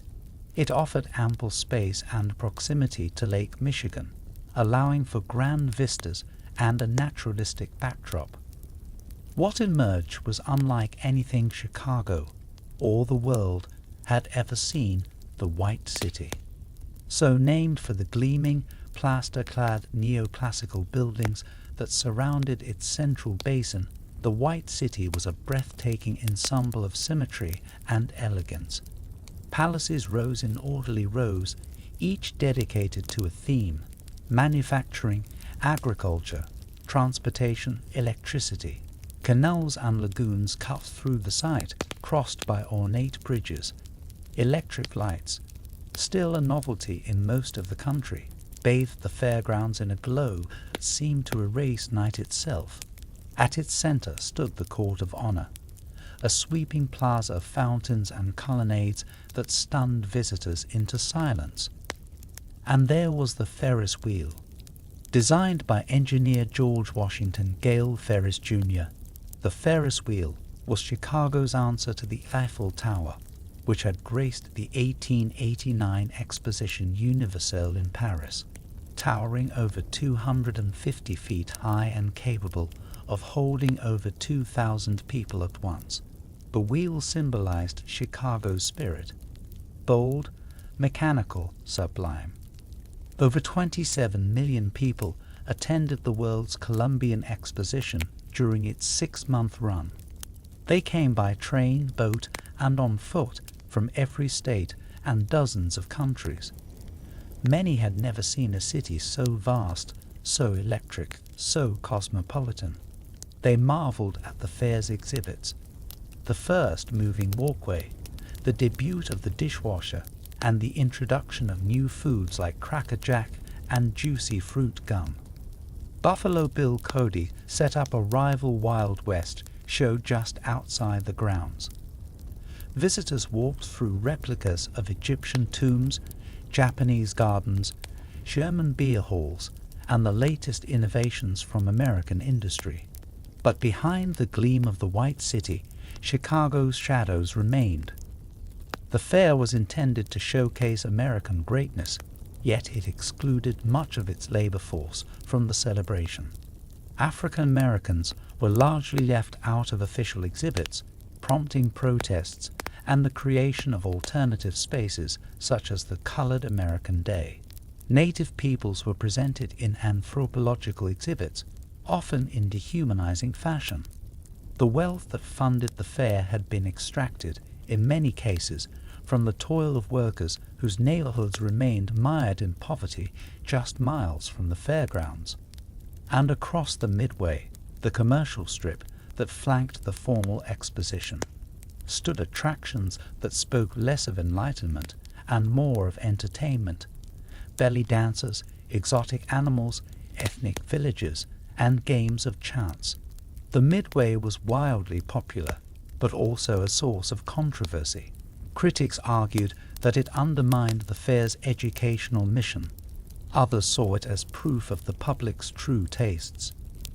Still, the fair shaped the city profoundly. It left physical, cultural, and psychological imprints. Architecturally, it birthed the City Beautiful movement, a school of urban planning that emphasized order, grandeur, and classical aesthetics. Burnham would go on to design Chicago's 1909 plan, envisioning broad boulevards, lakefront parks, and monumental civic buildings. The fair's influence could be seen in train stations, museums, libraries, and public squares across the country. Economically, the fair accelerated Chicago's growth. Hotels, restaurants, streetcars, and real estate boomed. New technologies introduced at the fair spread rapidly: electric lighting, motion pictures, even zipper fasteners. It was a moment when the future seemed tangible. But socially, the city still strained under inequality. In the very year of the fair, the economic panic of 1893 struck. Banks collapsed. Unemployment soared. George Pullman, whose railcar company had constructed model homes for workers near the fair site, soon faced one of the most famous strikes in American history. The labor conflict, brewing even as fairgoers wandered the White City, would erupt the following year and involve federal troops. And in October, just days after the fair ended, tragedy struck. Chicago's beloved mayor, Carter Harrison Sr., who had delivered the closing remarks of the exposition, was assassinated in his home by a disgruntled office seeker. The city plunged into mourning. The planned closing ceremonies were cancelled. The White City dimmed. When it was over, the fairgrounds faded quickly. Many of the plaster buildings were torn down or burned. Only a few structures survived, most notably the Palace of Fine Arts, which was later transformed into the Museum of Science and Industry. But what Chicago had built in 1893 was more than physical. It was psychological. It had proven to itself and to the world that it could lead. It could not erase its contradictions. It could not purify itself of injustice, but it could imagine. And in imagining the White City, it had created a blueprint, not just for buildings, but for ambition. As the 20th century neared, Chicago would once again confront the full force of modernity. Labor unrest, new technologies, political machines, and cultural revolutions. But for a moment in 1893, it stood as the shining center of the world. A city reborn in light. A city that dared to dream and did.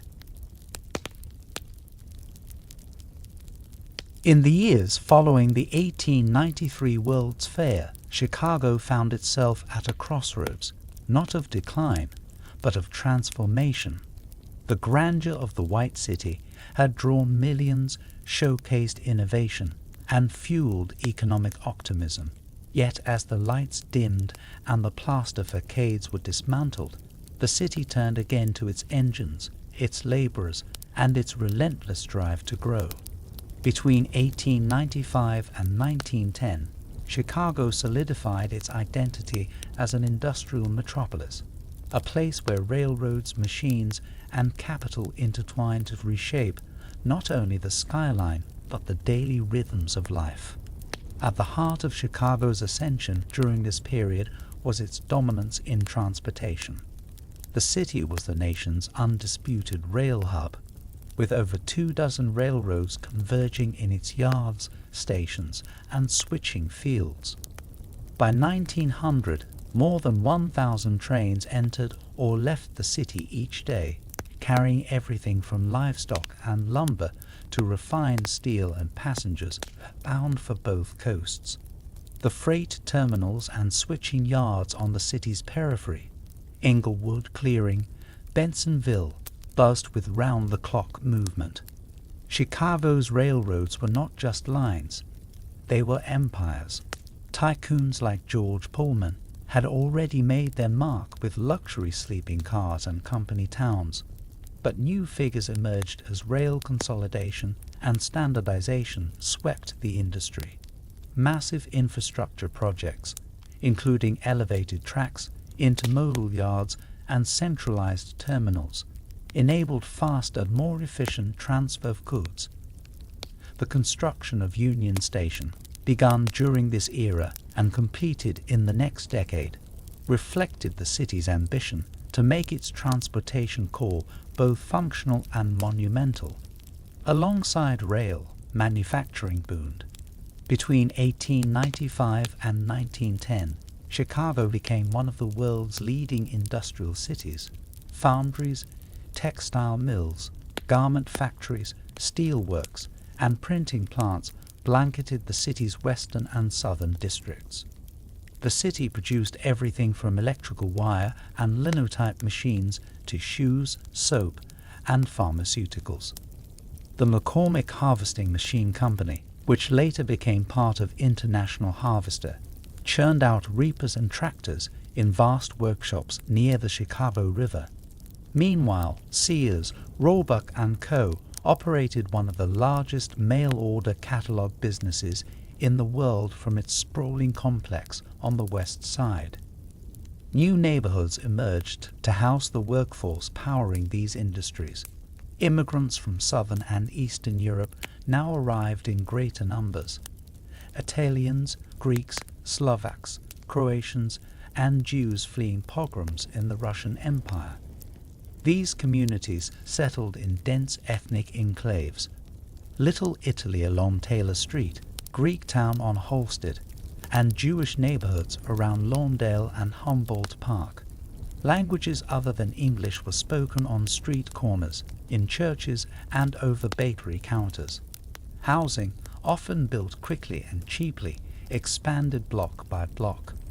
Framed two-flats and greystone apartment buildings sprang up along newly graded streets. Indoor plumbing and gas lighting became more common, though not universal. Neighborhood schools, ethnic newspapers, corner saloons, and mutual aid societies created a rich civic fabric. The city was segregated by ethnicity, class, and religion, but it was connected by its ambition. The mechanization of production intensified. Assembly lines were adopted in industries beyond meatpacking, with strict time discipline imposed on workers. Scientific management, promoted by theorists like Frederick Winslow Taylor, promised greater efficiency, but often at the cost of humanity. Workers were timed, monitored, and sometimes discarded. But this system enabled companies to scale up production to a degree previously unimaginable. Labor unrest, still raw from the Haymarket years, simmered just below the surface. The Pullman strike of 1894 had drawn national attention and brought federal troops into Chicago. In the years that followed, unions regrouped, Learning from past defeats, the American Federation of Labor, AFL, grew in influence, especially among skilled workers. Meanwhile, the Industrial Workers of the World, IWW, founded in Chicago in 1905, took a more radical stance, organizing the unskilled, immigrants, and the dispossessed. They called for industrial unionism, solidarity across trades, and the abolition of wage labor itself. Chicago's role in national labor politics was mirrored by its political machine. The Democratic Party, entrenched in ethnic wars, dispensed patronage in exchange for loyalty. Aldermen wielded enormous power over zoning, policing, and public works. The city that works did so through an intricate web of favors, votes, and backroom deals. Reformers decried corruption, but the machine endured. Urban infrastructure struggled to keep pace. Streets were paved with cobblestones, then asphalt. Streetcars, first horse-drawn, then electric, fanned out along major avenues, allowing for new patterns of commuting and expansion. Elevated trains, or the L, began to encircle downtown, creating the loop that would define the city's commercial heart. The Lake Street Line and South Side Elevated became lifelines for workers commuting from outlying neighborhoods. Parks and public spaces also expanded. Civic leaders, influenced by the City Beautiful movement, pushed for green spaces, libraries, and cultural institutions. The Art Institute of Chicago, revitalized after the fair, became a national beacon of the arts. The Chicago Public Library grew its branches. Daniel Burnham began laying the groundwork for what would become his famous 1909 plan, a vision of civic grandeur, transportation harmony, and aesthetic order. The turn of the century also saw an explosion in population.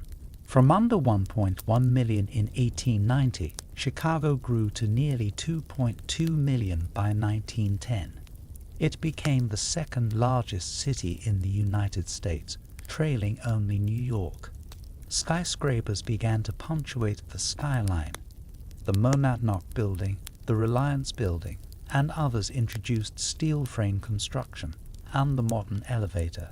Architects like Louis Sullivan, mentor to Frank Lloyd Wright, championed a uniquely American style that rejected European imitation.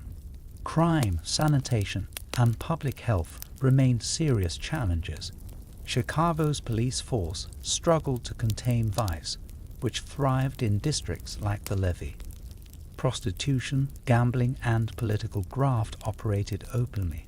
Efforts to combat disease led to increased investment in sewer lines, water filtration, and garbage removal, though results varied by neighborhood.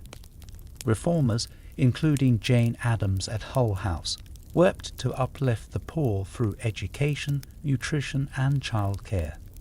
The city's black population, still small compared to what it would become, began to grow in these years.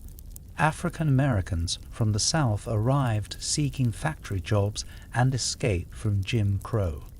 They settled in the South Side's Black Belt, forming churches, lodges, and small businesses.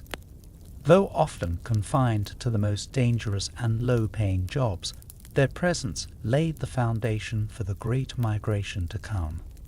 By 1910, Chicago was a marvel and a contradiction. It was a city of innovation and exploitation, beauty and grime, culture and corruption. It had become the nerve center of the American industrial economy. Everything moved through Chicago: meat, grain, people, money, ideas. It was a city built on motion, on machinery, on human toil. And it was ready for its next chapter, one shaped by migration, war, and revolution. But first, it would have to confront its conscience. Its streets were growing wider, its shoulders broader still. By the second decade of the 20th century, Chicago had firmly established itself as the industrial and cultural fulcrum of the American Midwest. Its railroads moved more freight than any other system on the continent. Its factories, printing houses, meat-packing plants, and machine shops buzzed with energy. And yet, beneath the mechanical clatter and economic vitality, a deeper transformation was unfolding, one driven not by machines or commodities, but by people. Between 1910 and 1929, Chicago became a city of migration, sound, and social transformation. No group shaped this period more profoundly than the Black Americans who journeyed north in what would come to be known as the Great Migration. At the beginning of this era, Chicago's black population was relatively small, hovering around 44,000. Most African Americans in the United States still lived in the South, tied to agricultural labor and trapped under the brutal realities of Jim Crow segregation, disenfranchisement, and racial terror. But that began to change rapidly with the onset of World War I in 1914 and America's entry into the conflict in 1917. As white men left factory jobs for military service, northern industries suddenly faced labor shortages. Recruiters, some sent directly by companies and others operating informally, began to encourage southern black workers to move north. Chicago was a prime destination. Promising steady work and a modicum of social autonomy, the city stood in stark contrast to the rural South. Between 1916 and 1919 alone, tens of thousands of black Southerners boarded trains bound for Chicago. They came from Mississippi, Alabama, Louisiana, Georgia, and other states, carrying with them not only labor but culture, tradition, and resistance. These new arrivals settled primarily in a narrow strip of the South Side that would become known as the Black Belt. Bounded loosely by 22nd Street on the north, 63rd Street on the south, and the Dan Ryan Corridor to the west. This area was both refuge and crucible. Housing was scarce and expensive. Landlords frequently subdivided older apartments to maximize profits, creating dense and sometimes unsafe living conditions. Despite these hardships, the community flourished. Churches were often the first institutions to offer support. Baptist and African Methodist Episcopal congregations provided spiritual guidance, job referrals, and networks of assistance. Barbershops, beauty parlors, funeral homes, and corner stores created a local economy. Clubs and mutual aid societies helped new arrivals adjust to urban life. Newspapers like the Chicago Defender, founded in 1905 by Robert S. Abbott, served as a lifeline between the South and North, not only reporting on injustices but actively encouraging migration. Abbott's editorials painted Chicago as a land of hope and possibility, and copies of the Defender were passed hand to hand, often in secret, across southern towns. As the black population grew, so did Chicago's cultural vibrancy. The 1920s brought with them the flowering of black art, music, and intellectual life. In Bronzeville, sometimes referred to as the city within a city, jazz clubs lit up the evenings.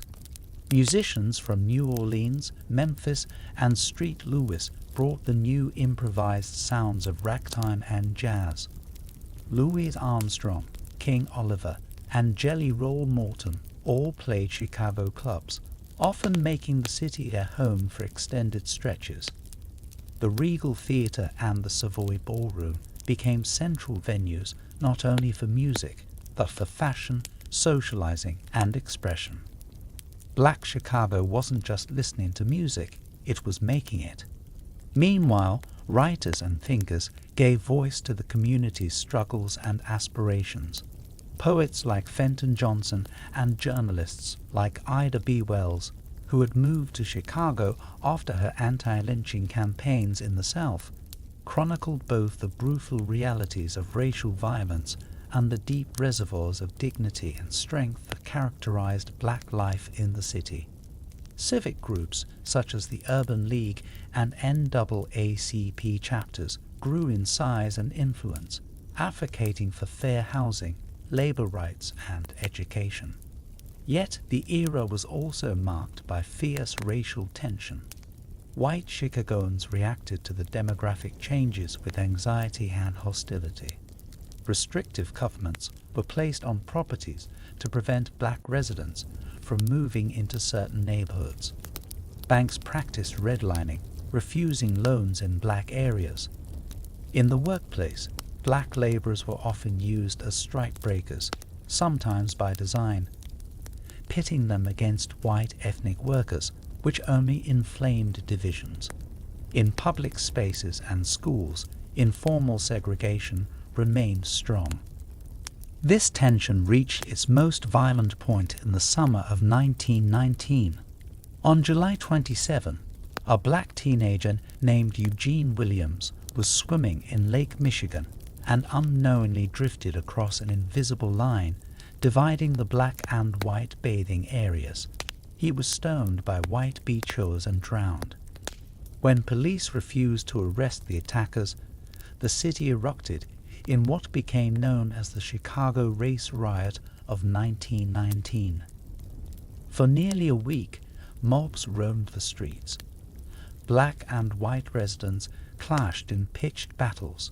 Homes were torched. Streetcars were attacked. The National Guard was called in. By the end, 38 people were dead, over 500 injured, and more than 1,000 black families were left homeless. The violence exposed the deep fault lines in Chicago's social fabric, but it also galvanized activism. In the aftermath, black leaders demanded stronger political representation, better schools, and enforcement of civil rights. The 1920s saw an increase in black political participation. Oscar de Priest was elected as the first black alderman in 1915 and later became the first black congressman from the North in 1928. Though the political machine remained dominated by ethnic white coalitions, black voters began to leverage their numbers more effectively. Economic opportunities remained limited for many. Domestic service and manual labor continued to dominate employment. But a small black middle class began to emerge. Teachers, postal workers, small business owners, doctors, and lawyers. Bronzeville, despite poverty, became a center of pride and cultural production. It was during this period that Chicago began to develop its dual identity, a modern forward-looking metropolis on the surface, but also a deeply divided city beneath. Segregation, both de jure and de facto, would harden in the decades to come, but in the 1910s and 1920s, black Chicago was carving out its place, not by invitation, but by assertion. By the end of the decade, Chicago's black population had tripled in just 20 years, reaching over 230,000. It was the largest black urban population outside the South. The migration continued, bringing fresh energy, new conflicts, and enduring cultural legacies. Jazz echoed from windows. The Defender rolled off the presses. Churches rang with gospel and protest. A people on the move had found a place to land, and in the process they reshaped the soul of a city. The crash came like thunder. One moment, the skyline seemed to gleam with limitless promise. Steel towers, traffic clattering across the loop, rail cars groaning with goods bound for both coasts. The next, the air was full of uncertainty, panic, and silence. The stock market collapse of October 1929 did not just echo down Wall Street. It rolled westward, grinding its way into the core of every industrial city in America, and nowhere more forcefully than in Chicago. By 1930, Chicago was home to more than 3 million people, the second largest city in the nation. It was a metropolis of contradictions, gleaming architecture alongside soot-blackened tenements, vibrant immigrant neighborhoods shadowed by political machines, jazz in the night and hunger by day. The Great Depression did not invent these tensions, but it magnified them. The city's unemployment rate soared to over 40% by 1933. Entire families lost their livelihoods as factories closed, rail yards went quiet, and construction projects froze. The meatpacking industry, once the beating heart of Chicago's economic engine, slashed jobs en masse. Plants that had slaughtered tens of thousands of animals a day now sat idle. Men lined up for hours outside relief agencies and soup kitchens, many ashamed but desperate. African-American Chicagoans, who had built a thriving cultural and political community during the Great Migration, were among the hardest hit. They were often the last hired and the first fired. Many industries barred black workers outright or relegated them to the most menial roles. Rent remained high in the overcrowded Black Belt, where discriminatory housing practices and restrictive covenants boxed in a growing population. But crisis also spurred action. The 1930s became a decade of reform, resistance, and sometimes revolt. Radical politics flourished, especially in working-class neighborhoods. The Communist Party gained a foothold among unemployed councils, tenant associations, and union organizers. Socialist speakers filled neighborhood halls. The Federal Theater Project staged agitprop plays. The streets buzzed not only with hardship, but with ideas. Nowhere was resistance more visible than in the labor movement. In 1937, a sit-down strike at Republic Steel in South Chicago ended in tragedy. On Memorial Day, striking workers and their families gathered for a peaceful march. Police confronted them with tear gas and gunfire. 10 workers were killed, dozens more injured. The event became known as the Memorial Day Massacre and highlighted both the volatility of labor relations and the brutality with which city and corporate forces responded to organizing. Meanwhile, the federal government began to step in. President Franklin D. Roosevelt's New Deal brought both hope and complexity to Chicago. Programs like the Works Progress Administration, WPA, Civilian Conservation Corps, CCC, and Public Works Administration, PWA, brought relief to tens of thousands. WPA workers paved streets, built schools, painted murals, and documented the city's folklore. They preserved oral histories, mapped ethnic neighborhoods, and chronicled the city's musical traditions. Housing reform took center stage. In 1937, under the U.S. Housing Act, Chicago saw the creation of some of the nation's first public housing projects. The Jane Addams homes, built on the near west side, promised affordable shelter with indoor plumbing, electric light, and green space. But these developments were shaped by segregation. African Americans were steered into separate, underfunded projects such as the Ida B. Wells homes, while white projects received more support and investment. Political power shifted as well. Anton Cermak, the Czech immigrant and leader of the city's democratic machine, was elected mayor in 1931. He sought to unify the city's fractured ethnic constituencies and rebuild trust in municipal government. Cermak built an electoral coalition of immigrants, laborers, and black voters, the latter of whom had traditionally supported Republicans since the Civil War. His vision of a multi-ethnic political machine was cut short when he was assassinated in 1933 in Miami. likely a target intended for President Roosevelt. Cermak's death did not end machine politics, it solidified them. His successor, Edward J. Kelly, continued to consolidate control, aligning the city closely with New Deal agencies and federal funding. Kelly's administration oversaw public works projects, expanded the park system, and improved transportation infrastructure. But it also deepened patronage and favoritism. Culture remained vibrant even in crisis.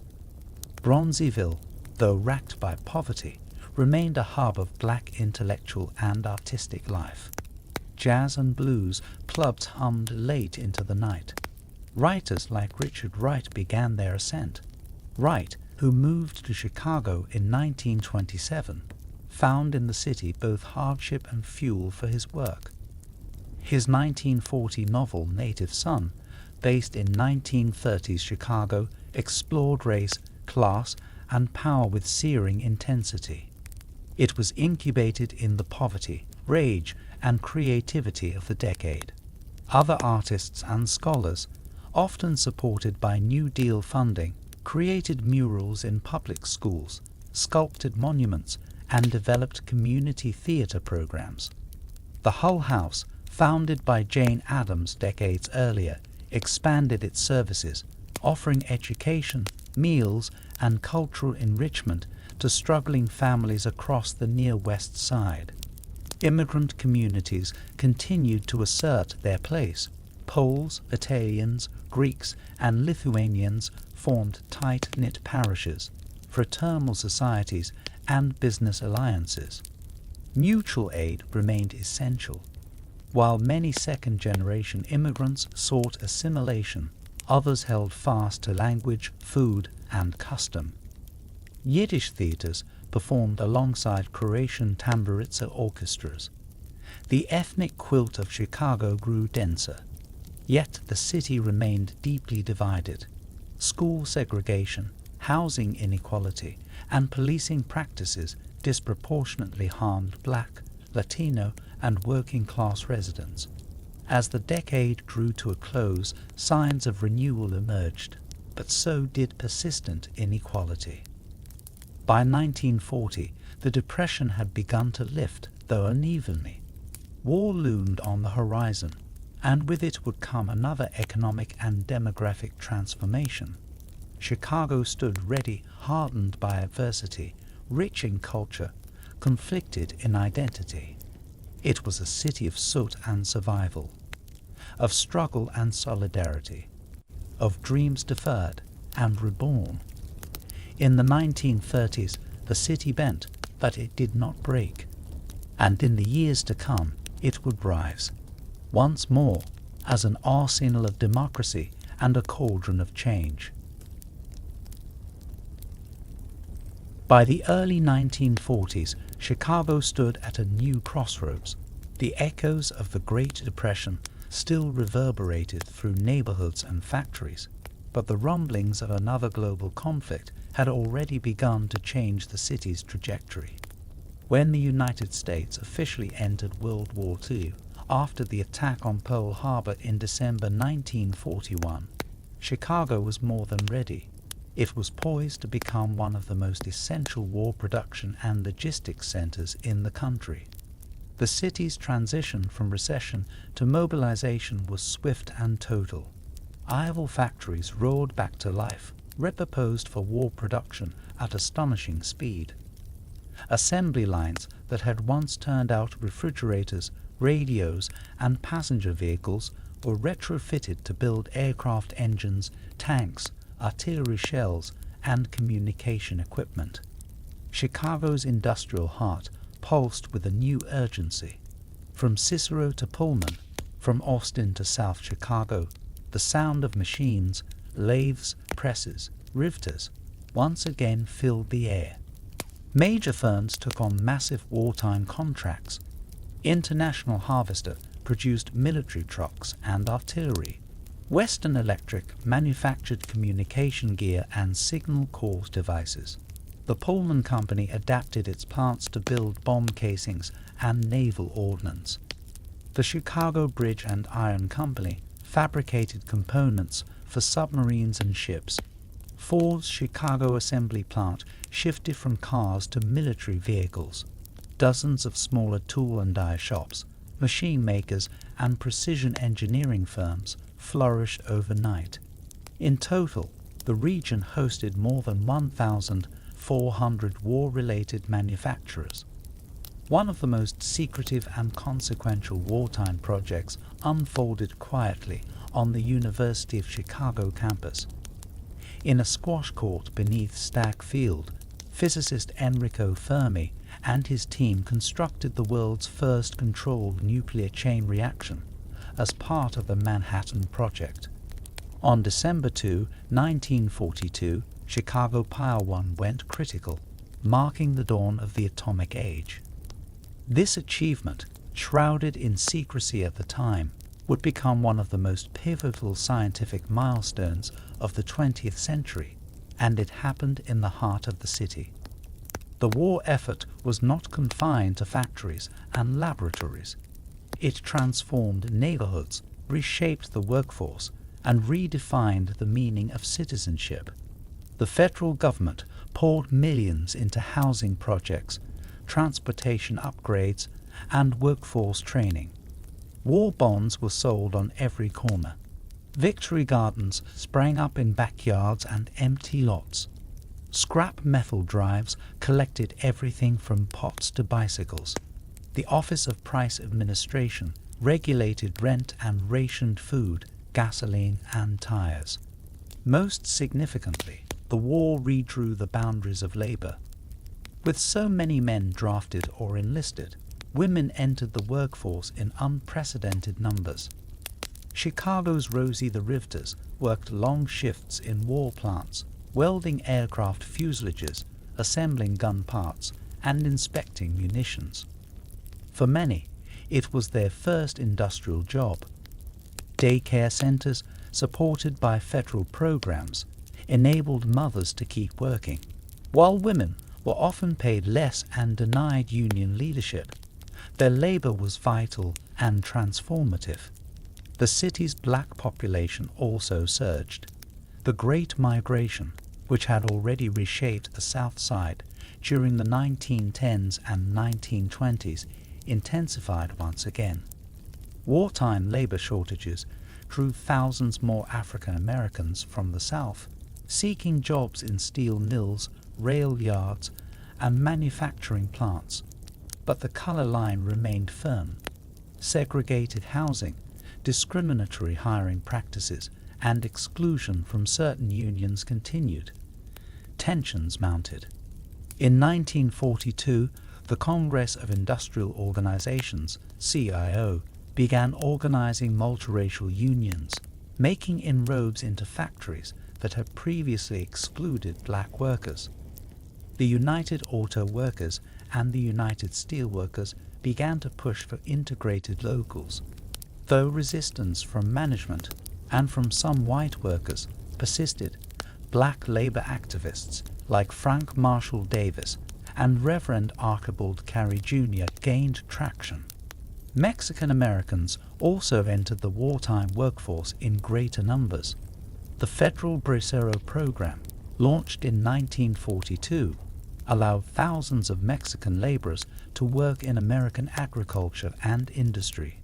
Though primarily targeted at rural labor shortages, Chicago became a destination for Mexican American families, adding to the city's growing Latino presence, particularly in the back of the yards, Pilsen, and Little Village neighborhoods. With the influx of people came the need for housing. The federal government funded temporary housing projects, including the Alchild Gardens on the far south side and Lawndale Gardens in the west side.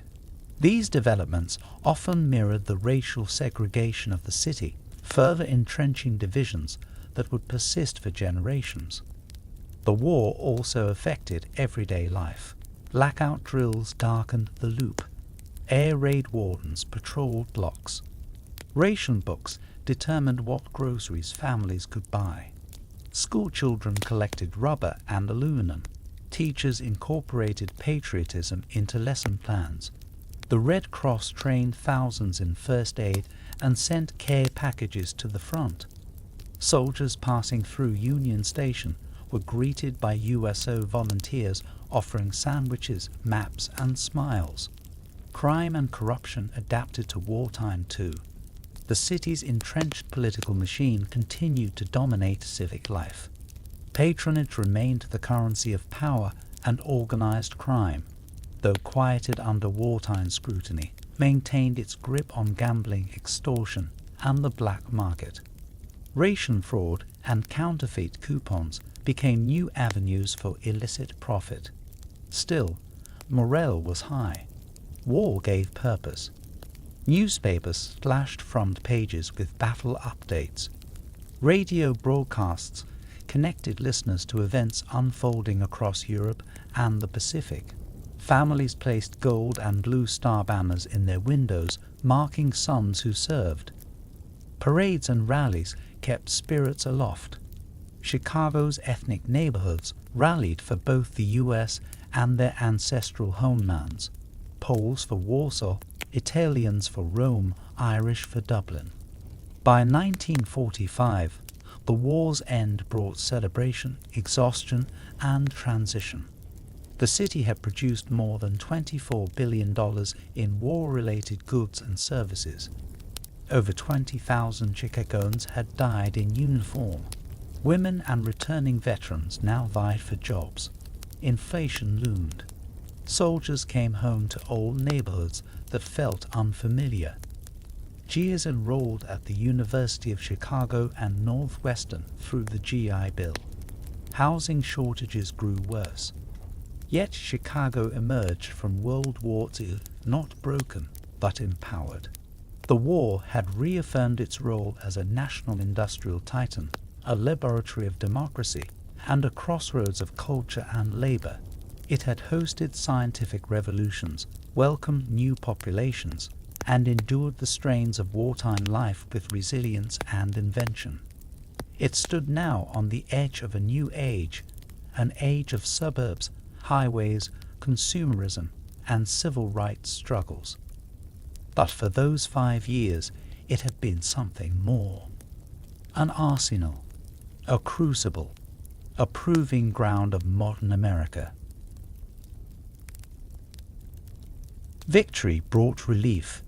Across Chicago, factory whistles blew, church bells rang, and parades flowed down State Street. World War I had ended, and the city celebrated with the rest of the nation. But victory also brought challenges. In the years following 1945, Chicago entered a new chapter, not defined by depression or war, but by expansion, change, and social adjustment. Between 1945 and 1960, the city experienced both prosperity and growing divides.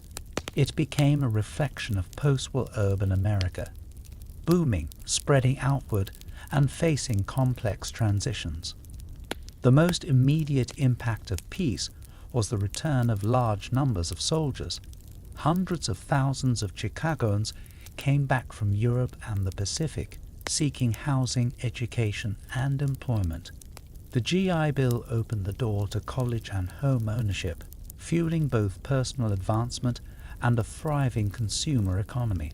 Veterans enrolled at city colleges and universities, often joining more diverse student bodies than before. They returned to a city that had grown more industrialized, more populated, and under increasing pressure to adapt. Economically, Chicago remained strong. Manufacturing flourished in the late 1940s and 1950s. Steel mills on the south side and in nearby Gary and Hammond operated at full capacity. Machinery, electronics, food products, and furniture were produced in large quantities. Firms like International Harvester, Zenith, Motorola, and U.S. Steel employed tens of thousands. The Chicago Board of Trade continued to serve as a vital center for agricultural finance. The city remained the logistical heart of the Midwest, with major railroads converging in its vast freight yards. Yet the benefits of the post-war boom were not shared equally.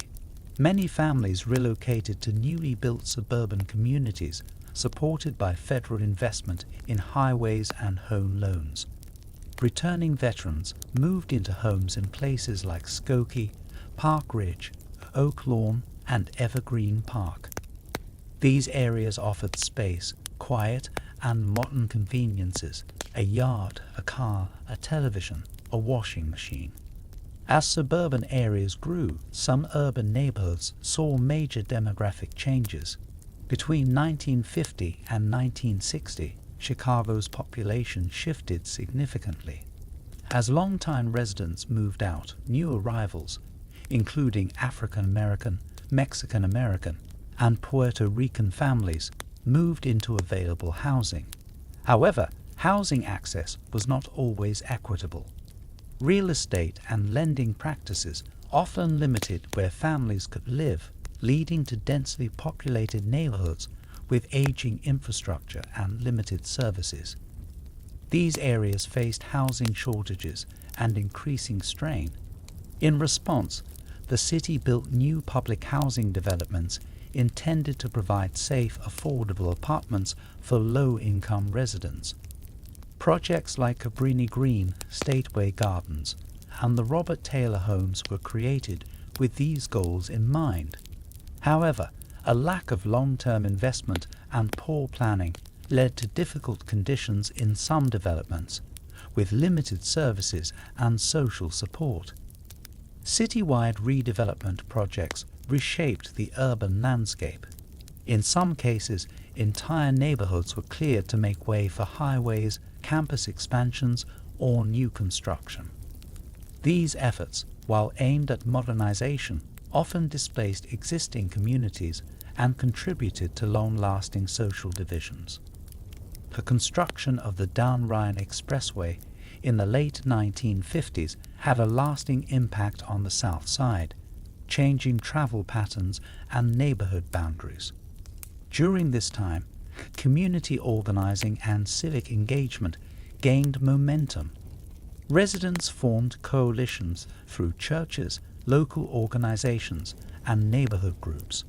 Advocacy focused on fair housing, improved education, and public accountability. Overcrowded schools became a pressing issue, with some students attending classes in shifts due to lack of space. Community members raised awareness and called for solutions. Chicago's Latino communities also expanded. Mexican-American families, many of whom had contributed to wartime labor, established neighborhoods in areas like Pilsen, South Lawndale, and back of the yards. Puerto Rican families arrived in growing numbers as well, settling primarily in Lincoln Park and Humboldt Park. These communities brought vibrant traditions and strong networks of support, even as they navigated challenges around housing, language access, and educational opportunities. Religious life remained a foundation for many Chicagoans.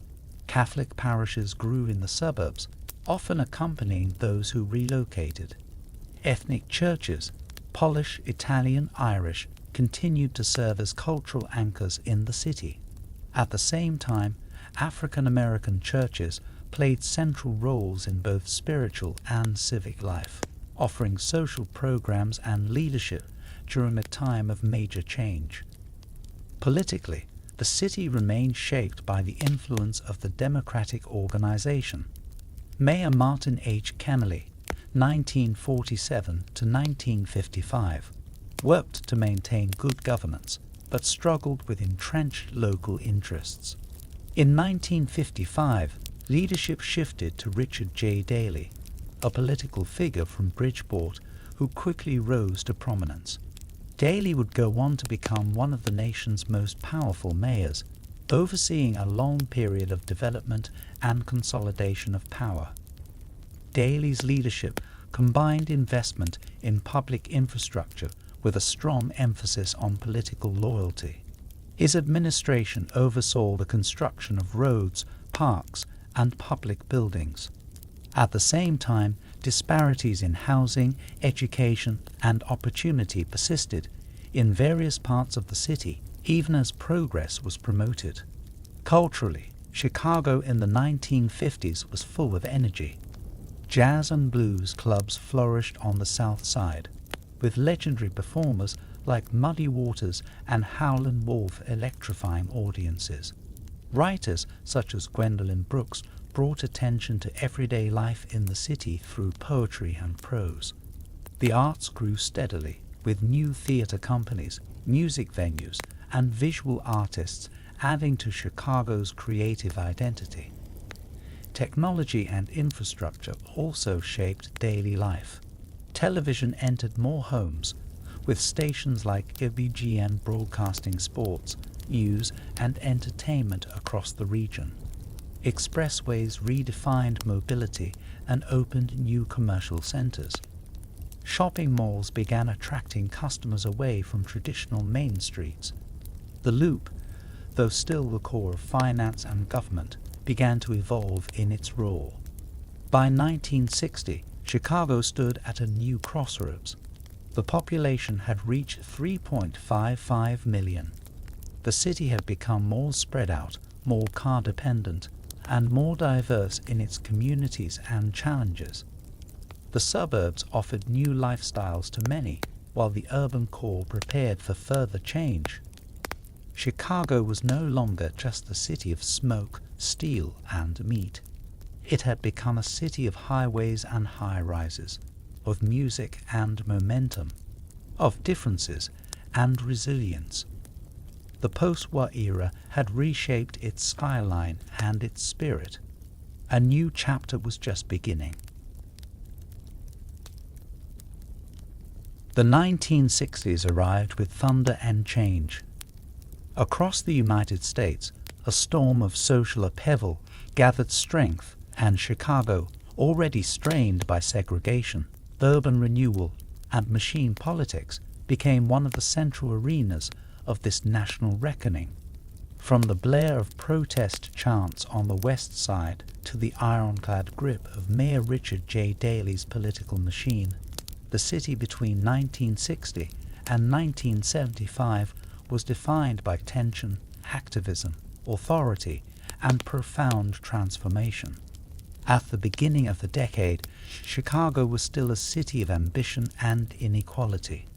The skyline was dotted with steel and glass towers, but the view from most neighborhoods was far more complicated. Public housing complexes stretched into the horizon. Expressways carved up communities. Factories buzzed with work, but automation and relocation were beginning to take a toll. Racial divisions were hardening. Richard J. Daley, now firmly ensconced as mayor since 1955, ruled Chicago with unmatched political power. His control over the democratic machine extended into every ward, police precinct, and city contract. Patronage was the fuel. Loyalty was the price. Daley styled himself as the father of the city, responsible for its modernization and infrastructure. He paved roads, built schools, and oversaw the construction of new public buildings. But under his rule, Chicago also became more segregated, more divided, and increasingly resistant to reform. Black Chicagoans, now numbering over 800,000 by 1960, continued to push against the boundaries of housing and opportunity. They were still confined to the south and west sides, with limited access to quality schools, decent housing, or well-paying jobs. The civil rights movement, spreading from the south, took root in Chicago with particular urgency. Churches became organizing hubs. Pastors became movement leaders. National organizations like the NAACP and Urban League were joined by grassroots groups like the Coordinating Council of Community Organizations, CCCO, and the Woodlawn Organization. In 1966, Martin Luther King Jr. brought the Southern Christian Leadership Conference, SCLC, to Chicago, launching the Chicago Freedom Movement. It was the civil rights leaders' most ambitious northern campaign, targeting the city's deeply entrenched housing segregation. Marches into white neighborhoods, especially in places like Marquette Park, were met with hostility and violence. Rocks, bottles, and slurs rained down on peaceful protesters. King later said that the hate he encountered in Chicago rivaled anything he had faced in the South. Though the campaign did lead to a summit agreement with Daley to address open housing, progress was limited. The real estate industry, banks, and city officials continued to reinforce segregation through redlining, discriminatory lending, and steering practices. Black families remained locked into under-resourced neighborhoods. Latino Chicagoans, too, fought for recognition. Puerto Rican migration had increased dramatically in the 1950s, and by the 1960s, Humboldt Park and Lincoln Park had become hubs of Puerto Rican life. Mexican-American communities in Pilsen and Little Village faced displacement due to university expansion and gentrification. Activists founded groups like the Young Lords, modeled after the Black Panther Party, to fight for housing rights, health clinics, and cultural pride. Murals sprang up on brick walls. Bilingual education became a rallying cry. Meanwhile, white working-class neighborhoods, particularly on the southwest and northwest sides, resisted integration with increasing intensity. White flight accelerated. Real estate blockbusting and panic selling transformed entire blocks within months. Daley's machine responded with both firmness and evasion, claiming law and order while avoiding meaningful desegregation. The result was a city on edge. Protests were not limited to race. The Vietnam War sparked growing dissent, especially among students and intellectuals. Campuses like the University of Chicago DePaul and the University of Illinois at Chicago became centers of anti-war activism. Sit-ins, teach-ins, and marches occurred regularly. Draft resistance and political debate roiled coffee houses and student unions. The most dramatic confrontation came in August 1968, when Chicago hosted the Democratic National Convention. As party leaders met inside the International Amphitheater to nominate Hubert Humphrey for president, thousands of demonstrators filled the streets, calling for an end to the war. The response was swift and brutal. Under orders from Mayor Daley, police confronted protesters with batons, tear gas, and mass arrests. Television cameras captured the violence in Grant Park and Michigan Avenue. The image of the whole world watching became iconic. A federal report would later call it a police riot. Despite national criticism, Daley remained unrepentant. To his supporters, he had preserved order.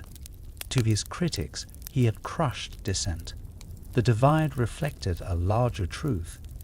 Chicago was a city split between old authority and new demands. In the midst of turmoil, cultural life surged. The blues continued to define the city's musical soul. Clubs in Bronzeville, Englewood, and the North Side featured legends like Buddy Guy, Junior Wells, and Coco Taylor. The Association for the Advancement of Creative Musicians, AAACM, founded in 1965, pushed boundaries with avant-garde jazz. Poetry exploded in bookstores and bars. Gwendolyn Brooks became the first black woman to win a Pulitzer Prize. Saul Bellow chronicled the intellectual angst of post-war urban life. Theatre companies like Steppenwolf and the Goodman nurtured new voices. Newspapers remained powerful. The Chicago Tribune, Sun-Times, and Defender influenced public opinion and exposed corruption, even as they reflected the racial and political divides of the city.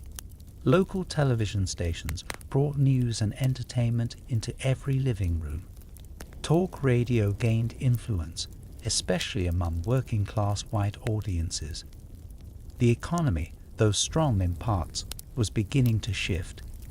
Industrial jobs declined.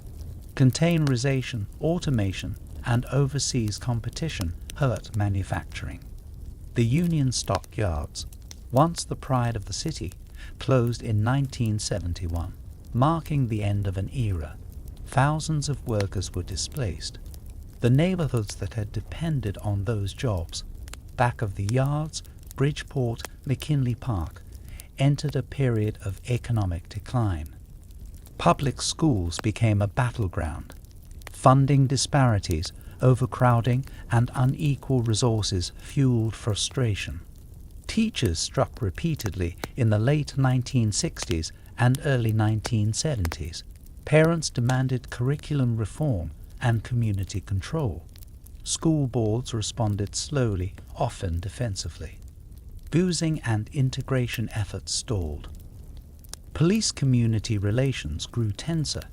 The Chicago Police Department was seen by many in Black and Latino neighborhoods as an occupying force. In 1969, that perception became tragedy when Fred Hampton, the charismatic leader of the Illinois Black Panther Party, was assassinated during a police raid. Hampton had been a unifying figure, advocating for multiracial coalitions and community empowerment. His death, at age 21, galvanized activists and became a symbol of state violence. Yet even amid grief, resistance grew. New alliances formed. Community organizations built health clinics, legal aid offices, and food programs. Youth groups challenged old hierarchies.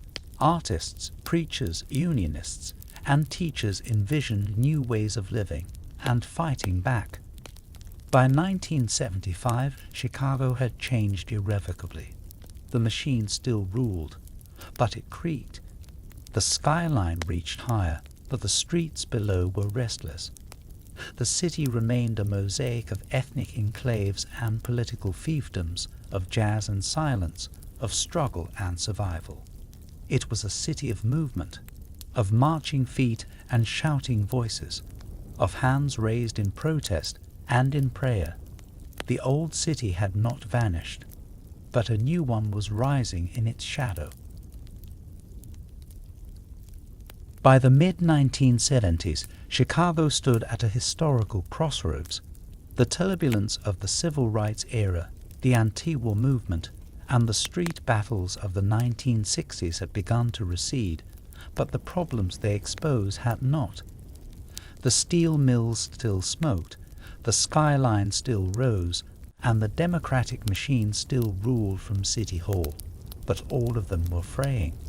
Between 1975 and 1990, Chicago underwent a profound transformation. It struggled with deindustrialization, endured political reckonings, and witnessed the birth of new coalitions fighting for a more equitable city. The signs of economic distress were impossible to ignore. Factories that had anchored neighborhoods for generations began closing at alarming rates. Steel, once the lifeblood of the Southeast Side, collapsed under pressure from global competition and changing technologies. U.S. Steel's South Works plant, once employing tens of thousands, began downsizing in the 1970s and shuttered its doors for good in 1992. But the decline had already begun by the late 1970s. Foundries, tool and die shops, and machine works followed suit.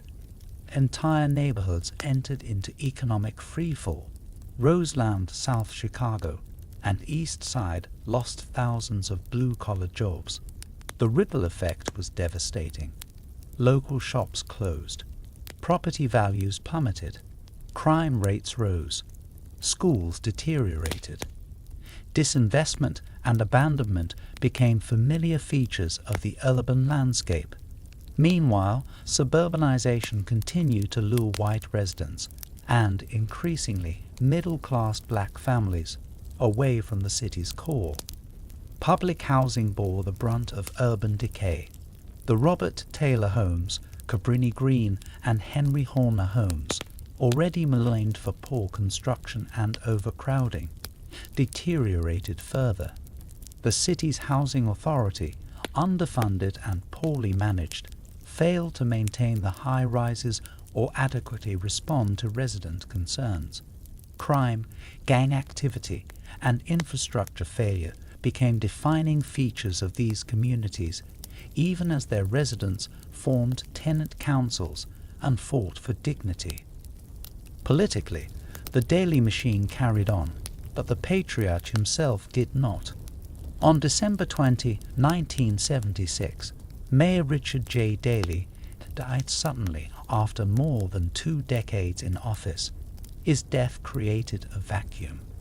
The monolithic authority he had wielded fractured. After a brief and chaotic interlude, featuring Michael Bilandic, who failed to respond effectively to the blizzard of 1979, Jane Byrne emerged as the city's first female mayor in 1979. Byrne's rise shocked the machine. Running as a reformer, she capitalized on the public's frustration with business-as-usual politics and weather-related incompetence. But once in office, she walked a tightrope, at times allying with old political operators, at times confronting them. Byrne's tenure was defined by both bold gestures and unfulfilled promises. She moved into Cabrini Green to highlight her concern for public housing, but critics saw it as a publicity stunt. Her efforts to revitalize downtown had mixed results. In 1983, she was defeated in the Democratic primary by a candidate who represented a new coalition and a historic milestone. Harold Washington, a U.S. congressman and seasoned politician, ran on a platform of equity, transparency, and reform.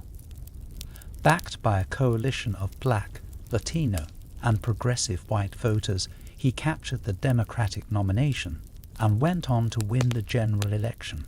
In 1983, Harold Washington became Chicago's first black mayor. Washington's election was seismic. It shattered the city's racial status quo and brought thousands of new voters into the political process.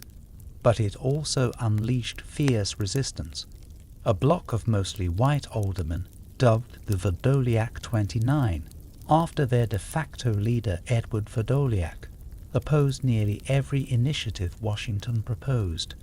The city was locked in political gridlock, labeled council wars, with racial overtones dominating headlines and council chambers.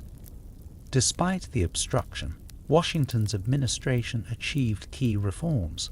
He diversified city hiring and contracts, invested in neighborhood infrastructure, and opened the budgeting process to public scrutiny. His leadership re-energized civic life. Block clubs, neighborhood associations, and cultural organizations flourished. Washington proved that a different kind of governance was possible, until tragedy struck. On November 25, 1987, Harold Washington died suddenly of a heart attack at his desk in City Hall. The city plunged into mourning. His death reopened battles over succession and the future of reform politics.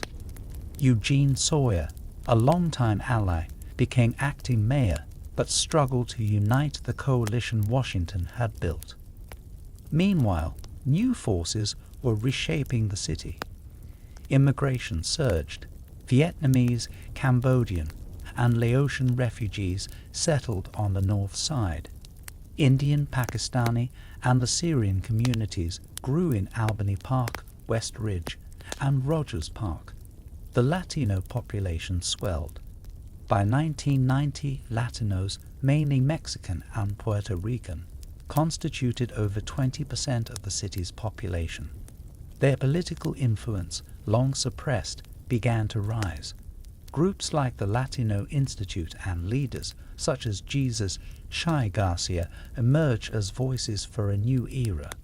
In the cultural sphere, Chicago remained vibrant. Hip-hop scenes, emerged in South and West Side neighborhoods. House music, born in underground clubs like the Warehouse, spread across the globe. Artists like Frankie Knuckles, DJ Ron Hardy, and Farley Jackmaster Funk redefined dance music and queer black expression. Meanwhile, alternative theaters, poetry collectives, and public murals reflected the city's struggles and aspirations. Economically, the service sector grew as manufacturing declined.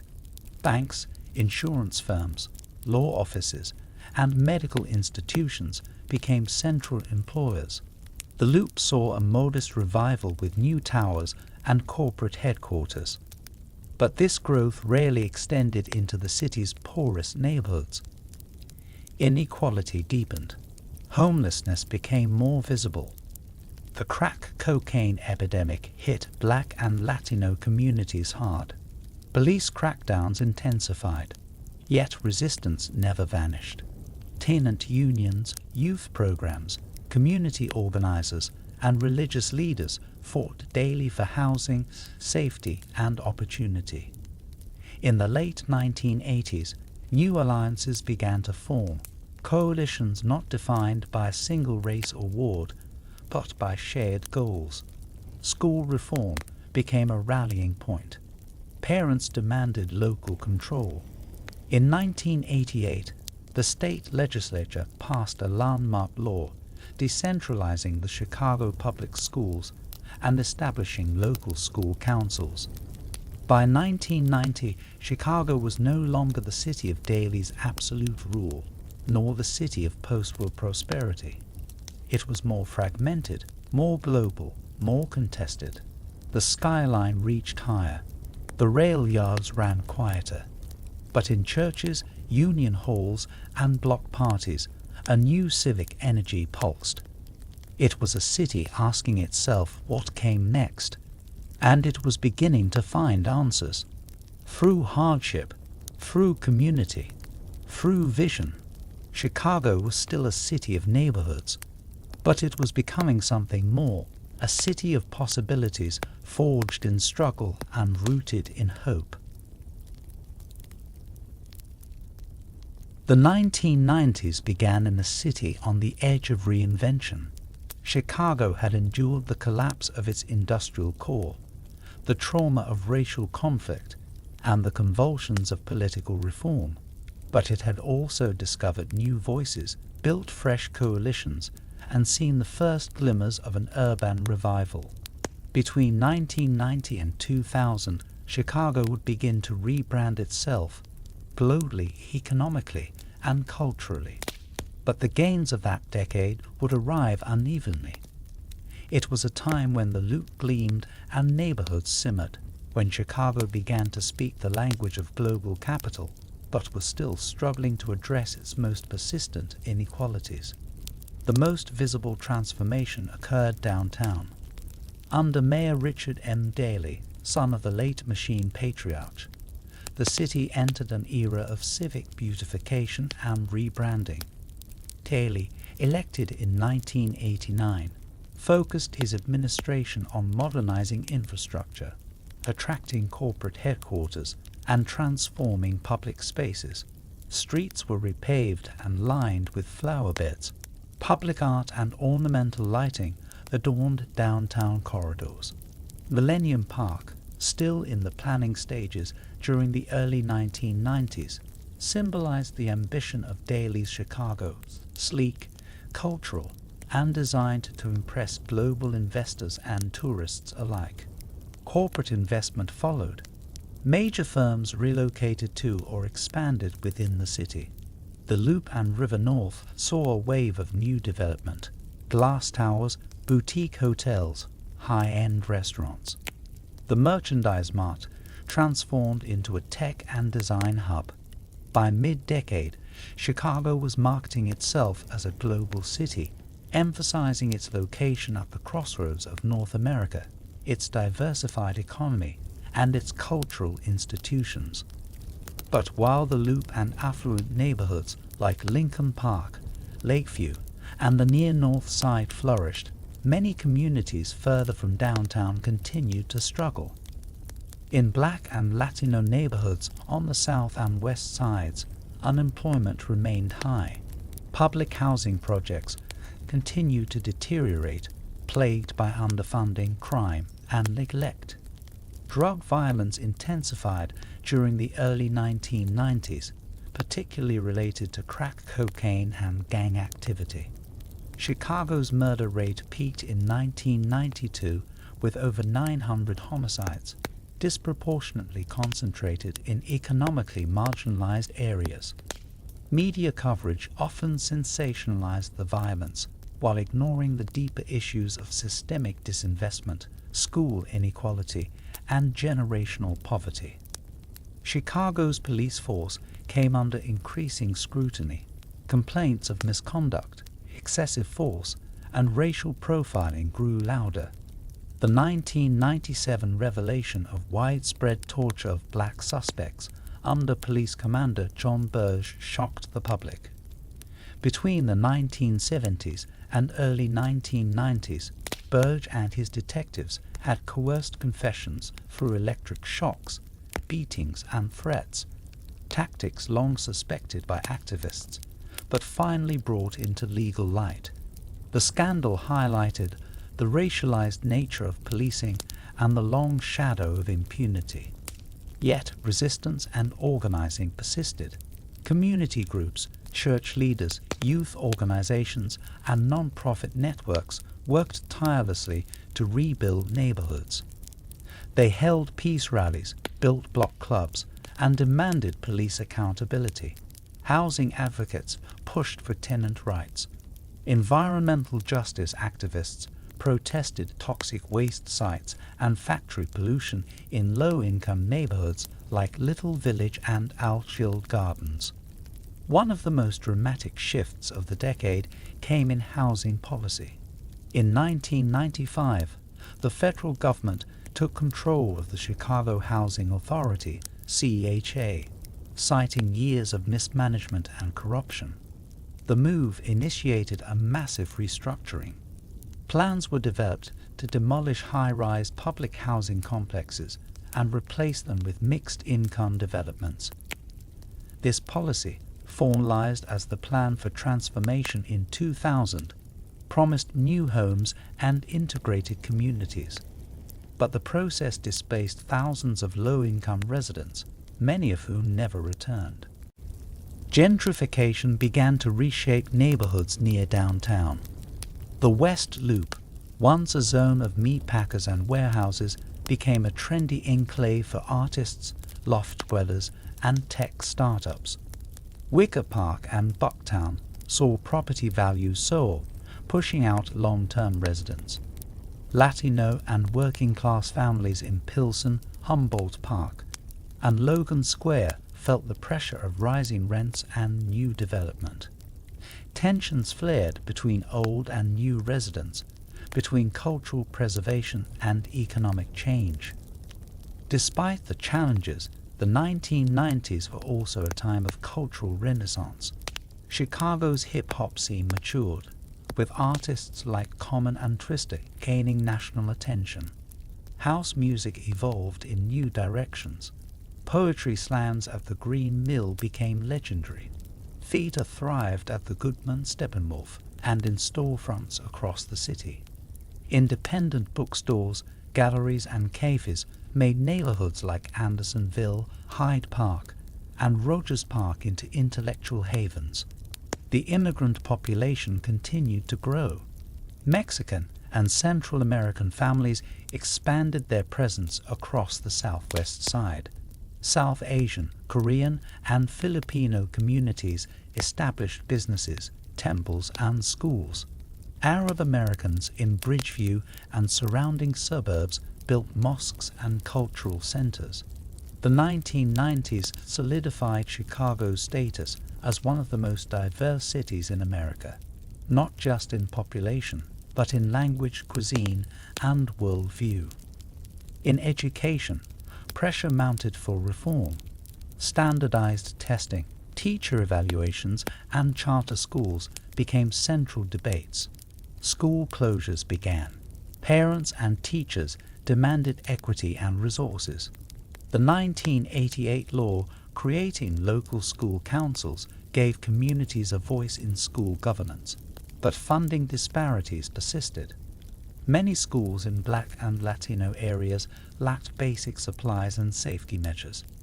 Yet in the midst of hardship, academic excellence also flourished in selective enrollment schools, parochial academies, and experimental charters. By the end of the decade, Chicago's duality was stark. One city glittered, its skyline dotted with cranes and new towers, its sidewalks lined with tourists and investment. Another city strained, its alleys patrolled, its schools underfunded, its families displaced by policies in the name of progress. The daily administration touted progress, safety, and prosperity, and indeed many lived at reality. But others asked, at what cost? Who benefits from a city made new? And who is written out of the future? In community halls, in youth centers, on church steps and block corners, the answers were being debated and fought for. Chicago was no longer just a city of smoke and slaughterhouses. It was a global city, but still it was a city of struggle, a city dreaming big and fighting to make that dream belong to everyone. The 21st century dawned on a Chicago poised between Renaissance and reckoning.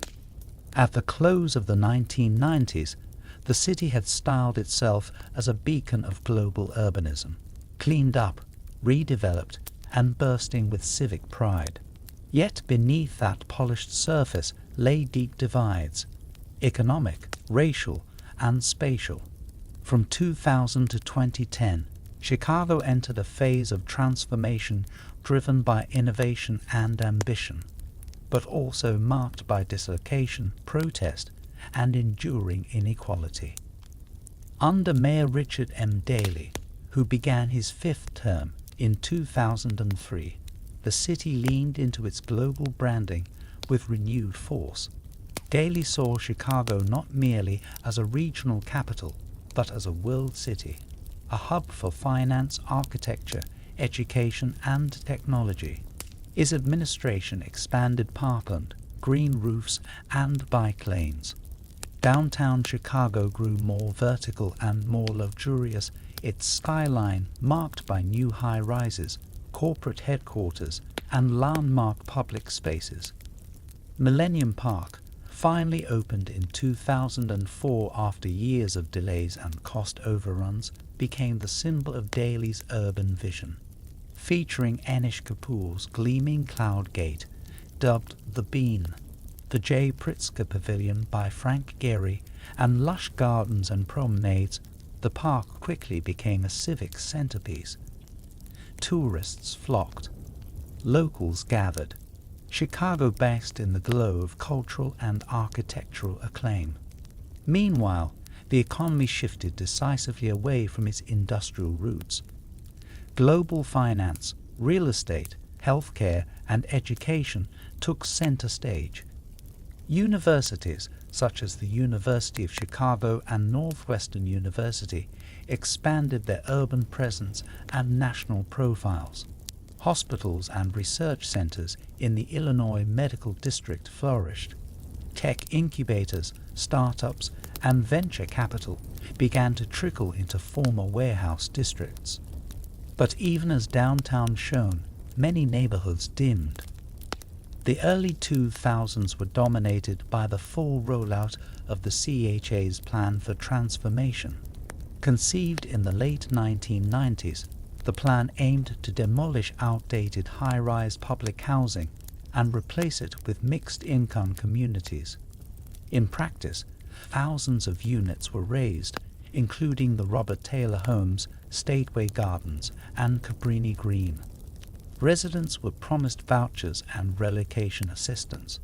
Many, however, ended up in similarly segregated, under-resourced neighborhoods or left the city altogether. The transformation of public housing was praised by some as a long overdue correction of failed policy, but for others it represented a calculated abandonment of the poor. In communities like Bronzeville and North Lawndale, the removal of high-density housing also meant the dismantling of long-standing social networks. Former residents spoke of displacement, trauma, and a sense of erasure. In the shadow of the demolition cranes, gentrification spread. Logan Square, Pilsen, West Town, Uptown, and portions of the South Loop saw rapid demographic turnover. Long-time residents, often black, Latino, and working class, faced rising rents, eviction, and the shuttering of neighborhood institutions. Luxury condos and boutique eateries sprouted where bodegas and taquerias once stood. While these changes brought new investment and amenities, they also deepened resentment. Community organizers and housing activists responded with urgency. Protests targeted landlords, developers, and City Hall. Tenant unions formed. Cultural preservation campaigns fought to defend murals, language, and neighborhood identity. Groups like the Pilsen Alliance and Logan Square Neighborhood Association became fierce voices for anti-displacement efforts. Policing and public safety also took center stage. Though violent crime declined overall during the 2000s, Chicago remained beset by gun violence in particular communities. Young black men continued to face disproportionate risks. Police-community relations remained fraught. High-profile shootings, as well as long-standing concerns over racial profiling and excessive force, deepened mistrust. Programs aimed at community policing often struggled to gain credibility. Education reform continued apace. Chicago Public Schools, CPS, under CEO Arne Duncan, experimented with charter school expansion, standardized testing, and school closings. The Renaissance 2010 plan, launched in 2004, aimed to create 100 new schools while shutting down underperforming ones. The policy was lauded for encouraging innovation, but also accused of undermining public education, destabilizing communities, and favoring privatization. Teachers, students, and parents rallied against mass closures and resource disparities. Amid these upheavals, Chicago's cultural life remained bold and globally influential. The city continued to host world-class festivals, including the Chicago Blues Festival, Taste of Chicago, and Lollapalooza, which was permanently relocated to Grant Park in 2005. The music scene flourished across genres, from the indie rock of Wilco and Fall Out Boy to the gospel and soul traditions of the South Side. The city also nurtured rising political stars. In 2004, Barack Obama, a little-known state senator from Hyde Park, gave the keynote address at the Democratic National Convention. 4 years later, he would be elected President of the United States. His victory drew global eyes to Chicago and filled Grant Park with hundreds of thousands of jubilant supporters. The city's image as a proving ground for progressive leadership was cemented.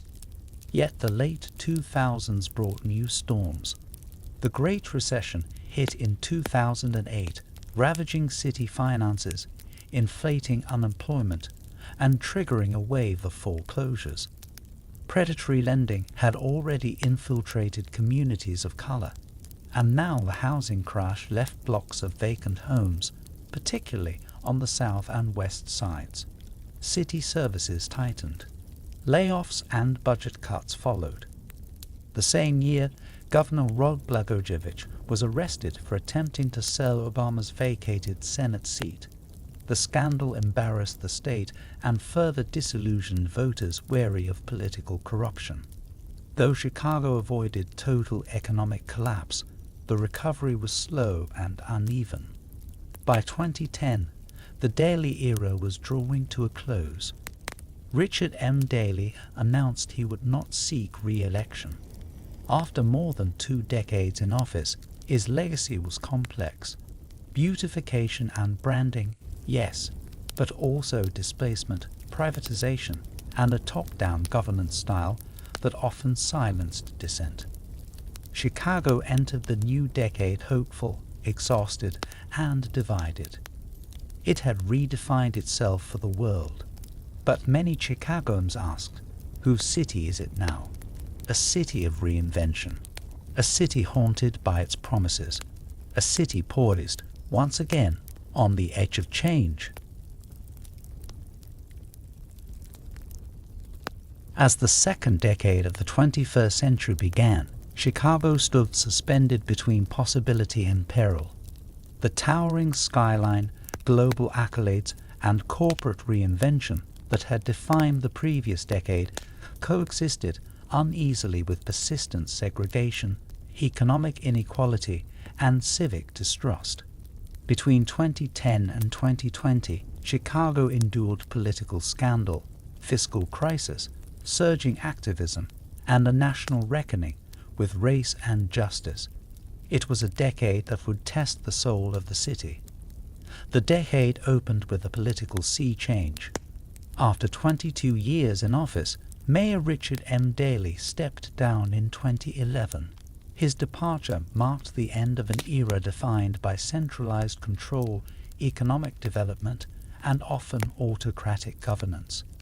In his place, former White House Chief of Staff and longtime Democratic power broker Rahm Emanuel won the mayoralty, promising a tough, data-driven, and business-minded approach. Emanuel inherited a city in financial distress. Chicago faced massive pension obligations, crumbling infrastructure, and budget shortfalls. His administration slashed spending, closed mental health clinics, and consolidated city services. Most controversially, in 2013, Emanuel's administration oversaw the largest mass public school closure in American history. 50 schools, nearly all in Black and Latino neighborhoods, were shuttered. The closures were framed as necessary for efficiency, but for many residents, they signaled abandonment. Protests erupted. Parents marched, students rallied, and teachers organized.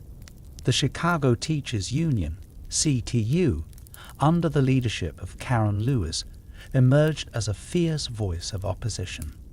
In 2012, the CTU launched a week-long strike, the first in decades, demanding not just better pay and benefits, but also smaller class sizes, school nurses, counselors, and an end to corporate education reform. The strike galvanized national attention and marked the resurgence of labor power in urban politics. The decade also saw the deepening of Chicago's violence epidemic. Gun violence surged in 2016, with over 760 homicides recorded, the most in 2 decades. While overall violent crime declined from its 1990s peaks, certain neighborhoods remained engulfed in cycles of trauma. Inglewood, Austin, and Garfield Park bore the brunt. Community leaders called for investment, not just policing. Trauma centers, after years of protest, were finally reopened on the South Side, most notably the University of Chicago Medical Center's trauma unit, secured after sustained organizing by youth and health justice groups. But it was policing that most galvanized the city's conscience. In October 2014, 17-year-old Laquan McDonald was shot 16 times by Chicago police officer Jason Van Dyke. The official police report initially claimed McDonald had lunged at officers, but video footage, eventually released through a court order over a year later, showed McDonald walking away when he was killed. The release of the footage in November 2015 sparked outrage. Protests flooded the streets. 16 shots and a cover-up became the rallying cry. Activists demanded not just justice for McDonald, but structural change in how the city handled policing, transparency, and accountability. The fallout was swift. Police Superintendent Gary McCarthy was fired. Cook County State's Attorney Anita Alvarez lost re-election. Mayor Emanuel faced widespread calls for resignation. In response, the U.S. Department of Justice launched a civil rights investigation, concluding in 2017 that the Chicago Police Department had a pattern of unconstitutional conduct, excessive force, racial profiling, and poor accountability. A consent decree followed, mandating sweeping reforms, though implementation was slow and contested. Meanwhile, the city's politics shifted. Progressive coalitions gained ground in the city council. Independent aldermen pushed back against the long-standing dominance of party machines. In 2019, a historic election reshaped City Hall. Lori Lightfoot, a former federal prosecutor and political outsider, became the city's first black woman and first openly gay mayor. She defeated Cook County Board President Tony Preckwinkle in a landslide, campaigning on a platform of ethics reform, police accountability, and equity. The victory was both symbolic and substantive. Lightfoot inherited a city still deeply fractured by race, income, and geography. She faced mounting challenges: pension debts, disinvestment in South and West Side neighborhoods, and rising expectations from progressive organizers. The final year of the decade brought even more upheaval. In 2020, the COVID-19 pandemic hit Chicago hard. Hospitals strained, essential workers risked their lives, and schools closed for in-person learning. Black and Latino communities bore the brunt of the health and economic toll, experiencing higher infection rates and deaths due to long-standing inequities in housing, healthcare, and employment. In May 2020, the murder of George Floyd in Minneapolis sparked nationwide protests, and Chicago became one of the epicenters. Tens of thousands marched through downtown and into neighborhoods demanding justice and an end to systemic racism. Statues were toppled. City streets echoed with chants for defunding the police and reimagining public safety. Curfews were imposed. Tensions escalated between protesters and police. The summer became one of reflection and reckoning. Mutual aid networks flourished during the crisis. Neighbors distributed food, masks, and diapers. Youth-led organizations coordinated digital learning support and community healing events. Art exploded on boarded-up windows. Murals honored victims, uplifted calls for change, and proclaimed pride in neighborhoods long neglected by power. At decade's end, Chicago stood raw yet resilient. It was no longer the city of Daley's iron grip or of Emanuel's technocracy. It was a city remade by protest, shaped by pandemic, and opened by the courage of its residents to demand better. The skyline still gleamed, but now the people shone brighter. A city asking harder questions. A city on fire, not with destruction, but with vision. Chicago had entered a new age, and it was listening at last to voices long silenced. As the 2020s unfolded, Chicago faced its most urgent question yet. Could it become a more just, livable, and unified city while confronting the legacies of its own past? The pandemic, economic dislocation, political upheaval, and cries for racial justice had shaken the city to its foundation. Yet, amid the crisis, new movements emerged, new leadership took the stage, and Chicago once again stood at the threshold of reinvention. The early years of the decade remained dominated by the effects of COVID-19. Chicago public schools closed buildings and pivoted to remote learning. Teachers scrambled to reach students and families, particularly in low-income communities, struggled with access to devices, internet, and safe spaces. The city distributed laptops and Wi-Fi hotspots, but inequities persisted. CPS faced declining enrollment and growing debates over learning loss, trauma, and the reopening of classrooms. The economic toll was severe. Small businesses shuttered. Restaurants, theaters, and hospitality venues laid off thousands. Downtown foot traffic all but vanished. Tourism plummeted. Unemployment soared, disproportionately affecting workers in retail, service, and hospitality, especially Black and Latino Chicagoans. Meanwhile, wealthier residents adapted to remote work, deepening spatial and class divisions. Federal stimulus funds helped stem some of the collapse. The city invested in rental assistance, food distribution, and vaccine outreach. Yet recovery remained uneven.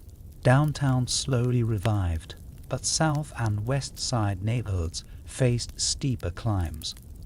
Essential workers, hailed as heroes, bore much of the burden without long-term structural change. Violence surged again, echoing earlier crises. In 2021, homicides and shootings reached their highest levels in decades.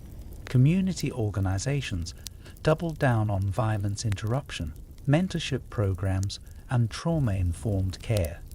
But calls for police reform also grew louder.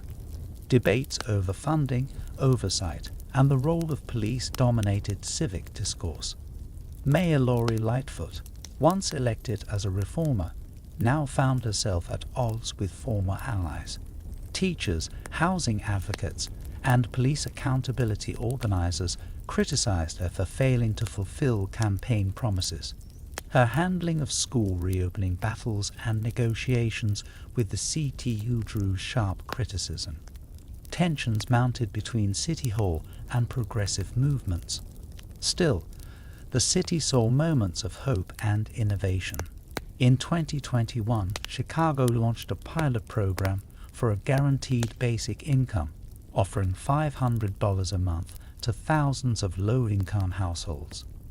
The initiative, one of the largest in the country, aimed to test new models of economic support. Investment in mental health clinics, long neglected since their closure under Emmanuel, resumed. New community mental health centers opened their doors.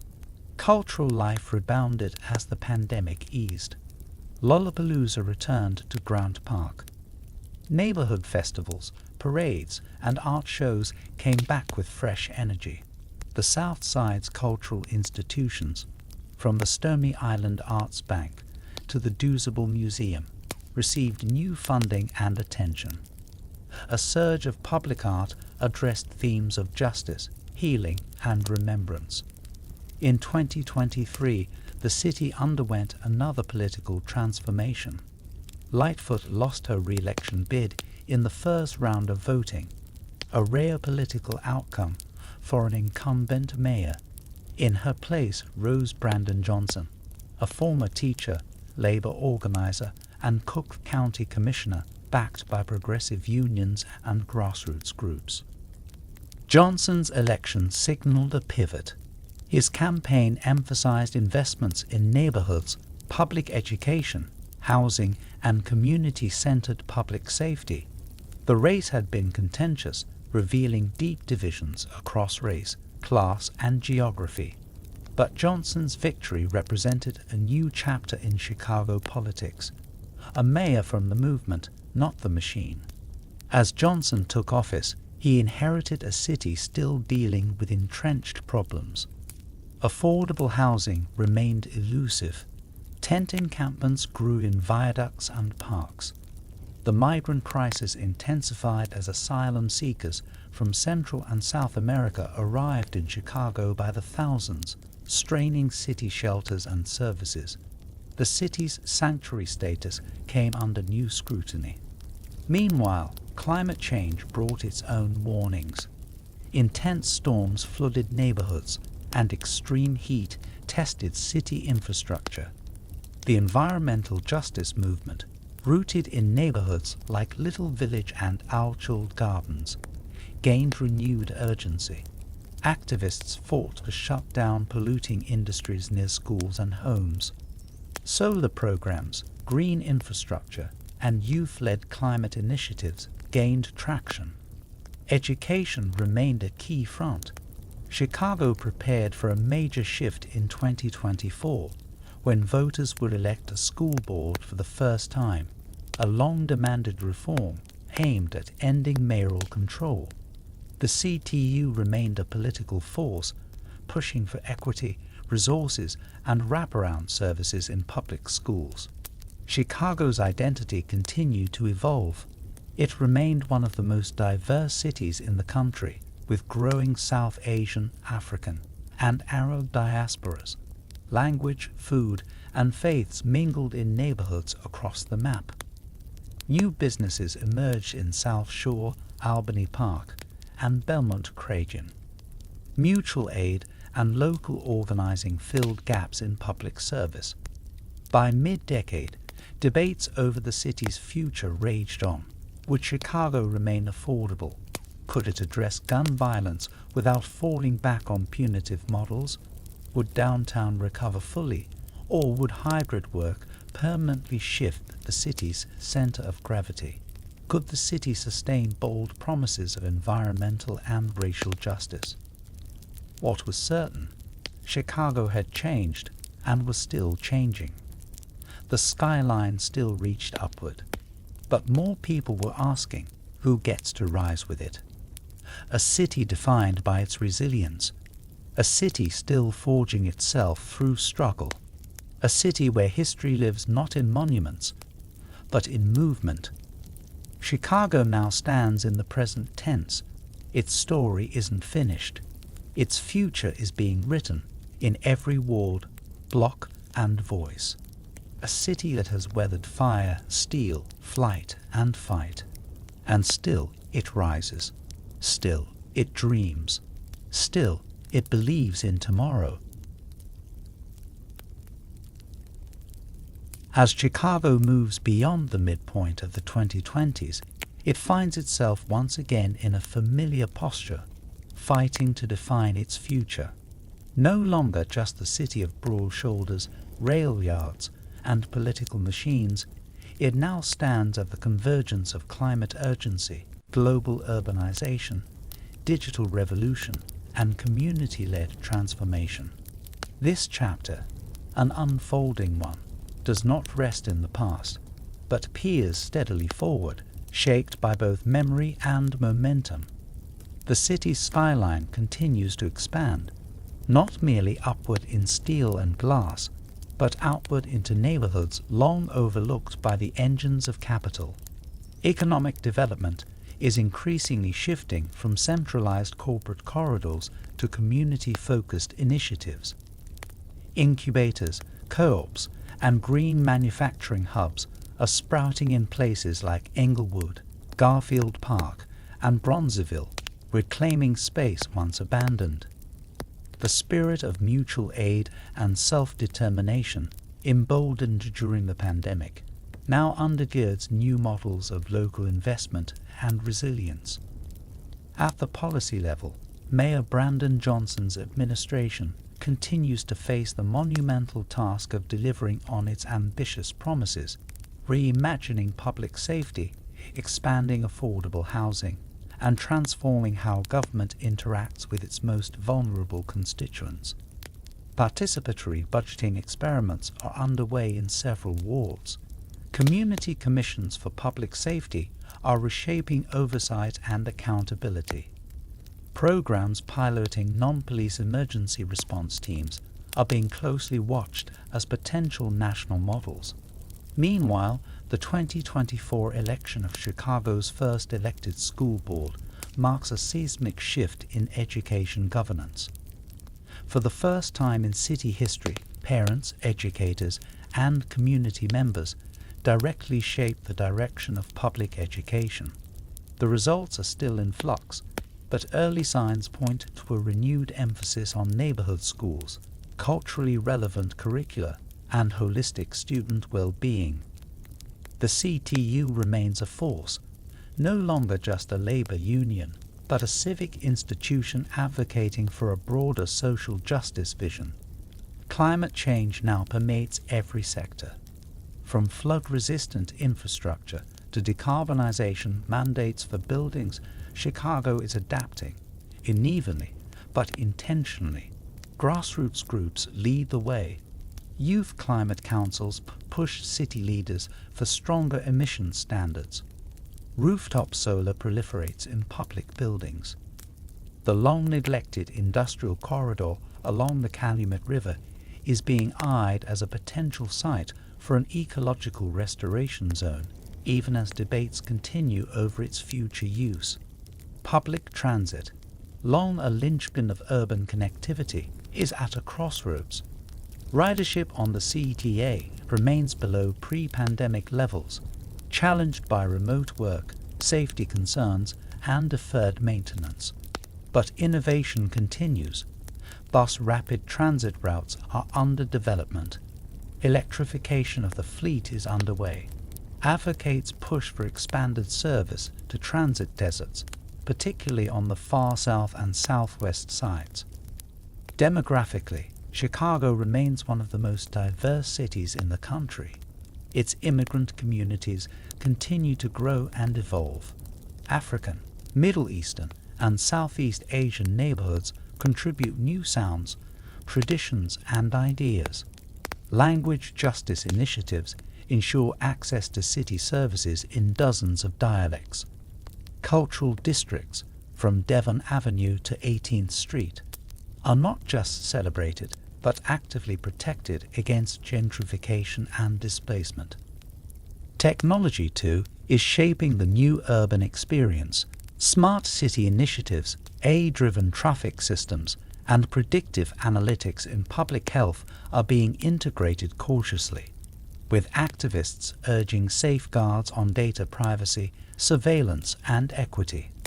Chicago's tech sector, especially in life sciences and logistics, draws international investment.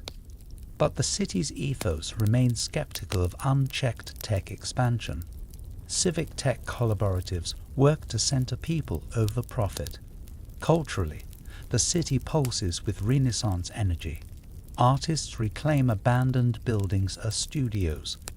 Murals stretch across underpasses and school walls, telling stories of migration, labor, joy, and survival. The south and west sides are no longer framed solely in terms of need, but as cradles of creativity and innovation.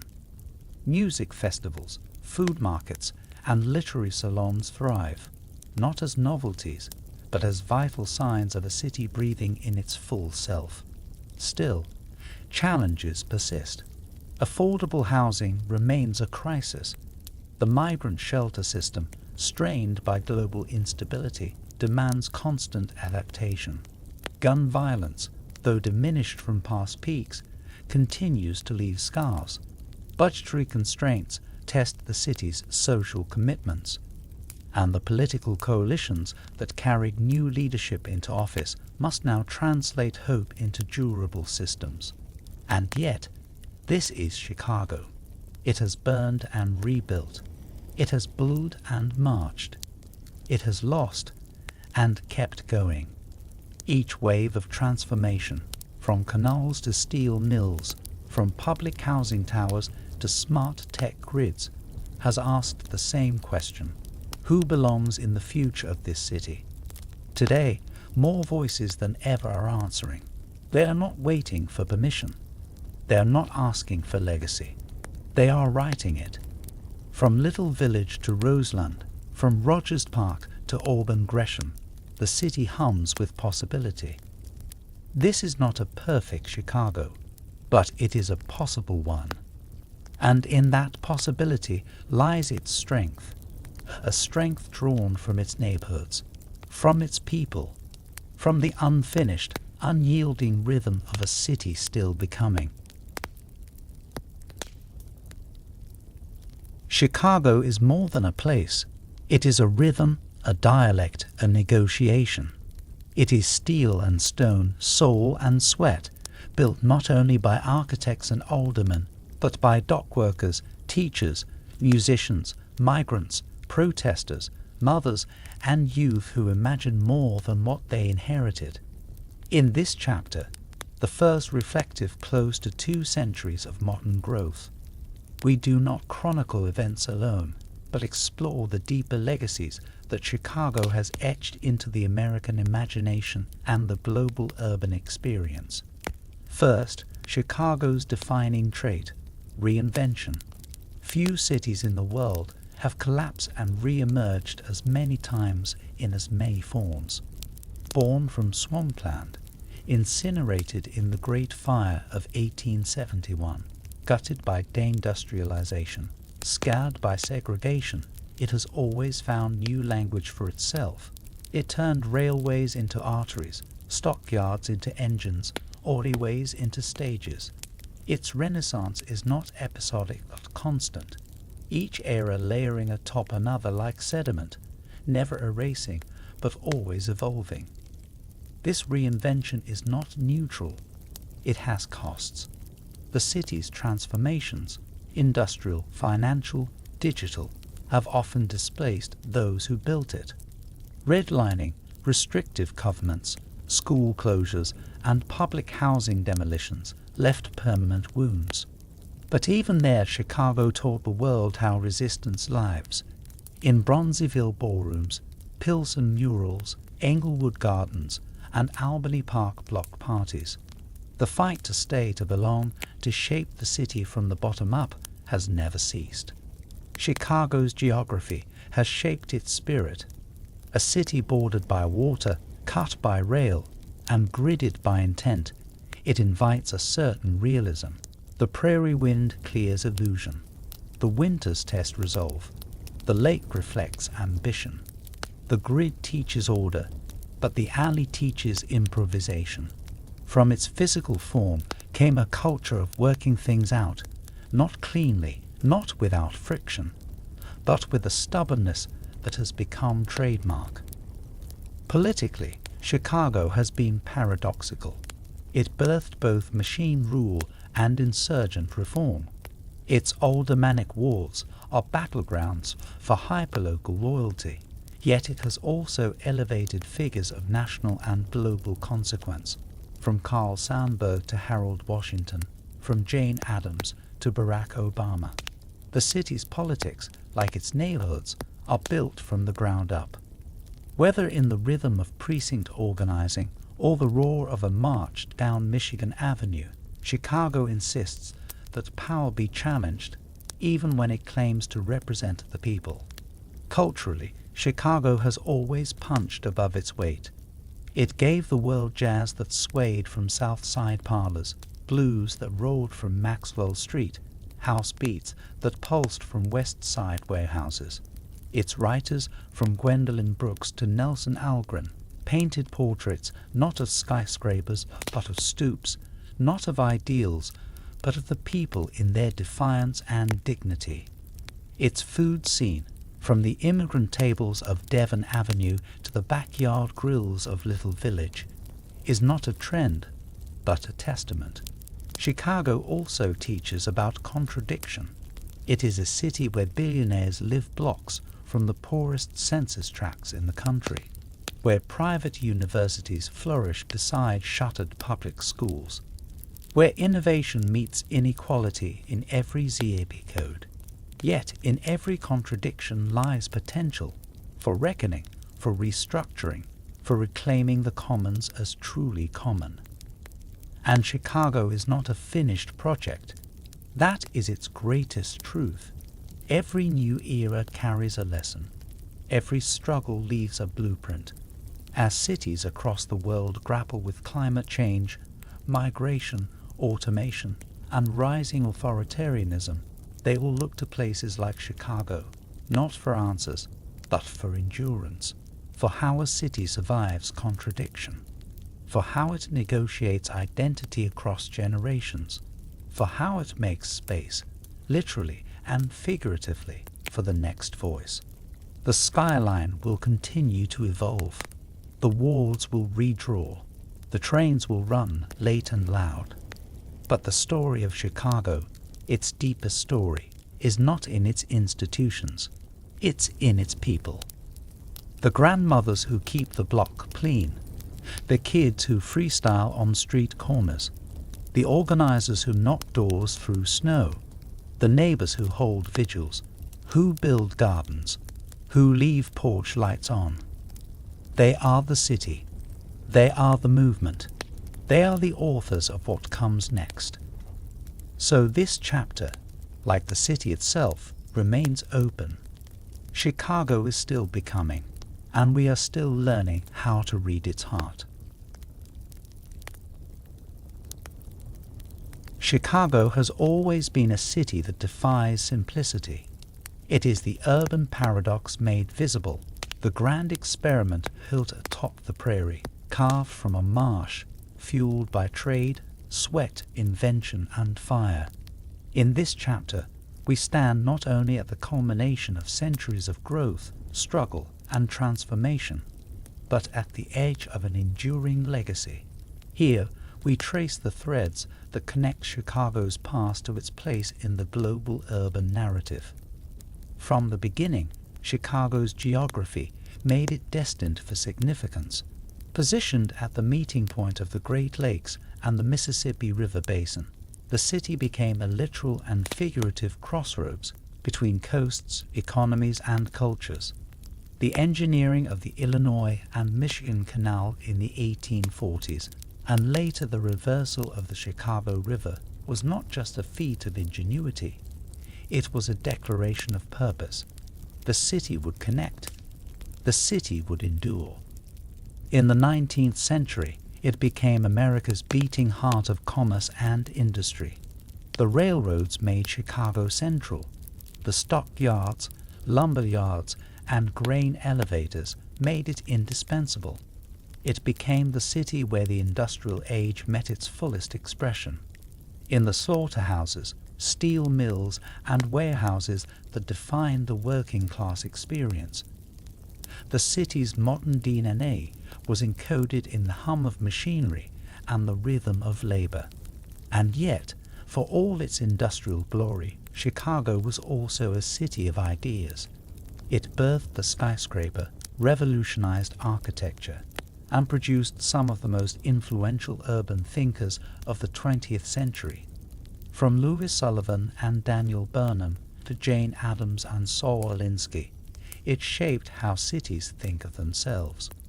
It gave the world the City Beautiful movement, settlement houses, and community organizing. It became not just a metropolis, but a mirror. Chicago's political culture has also had global resonance. Its machine politics, so often critiqued, were also a study in power, patronage, and persistence. They revealed the mechanics of urban control, the interplay between ethnic identity and loyalty, and the capacity for both exclusion and inclusion. And from that crucible emerged leaders who challenged the machine, bent it, reimagined it, from Harold Washington to today's rising class of grassroots-aligned reformers. The legacy of migration and immigration cannot be overstated. Chicago became a new home for millions. Irish escaping famine, Poles escaping partition, Jews escaping pogroms, African Americans fleeing the Jim Crow South, Mexicans crossing borders for factory jobs, Vietnamese and Bosnian refugees fleeing war, and more. Each wave shaped the city's culture, labor, and identity.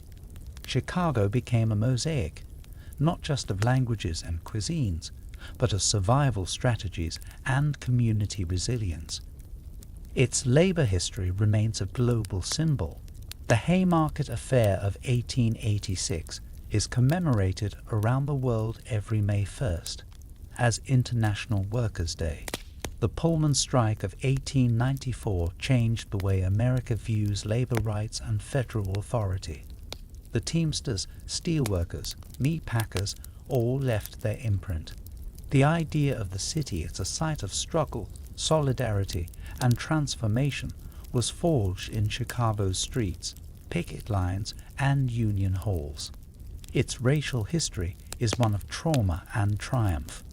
Chicago was a testing ground for the Great Migration, a theater of redlining, a map of segregation. But it was also the birthplace of Afro-modernism, blues as protest, and some of the most formidable civil rights leaders and institutions outside the South.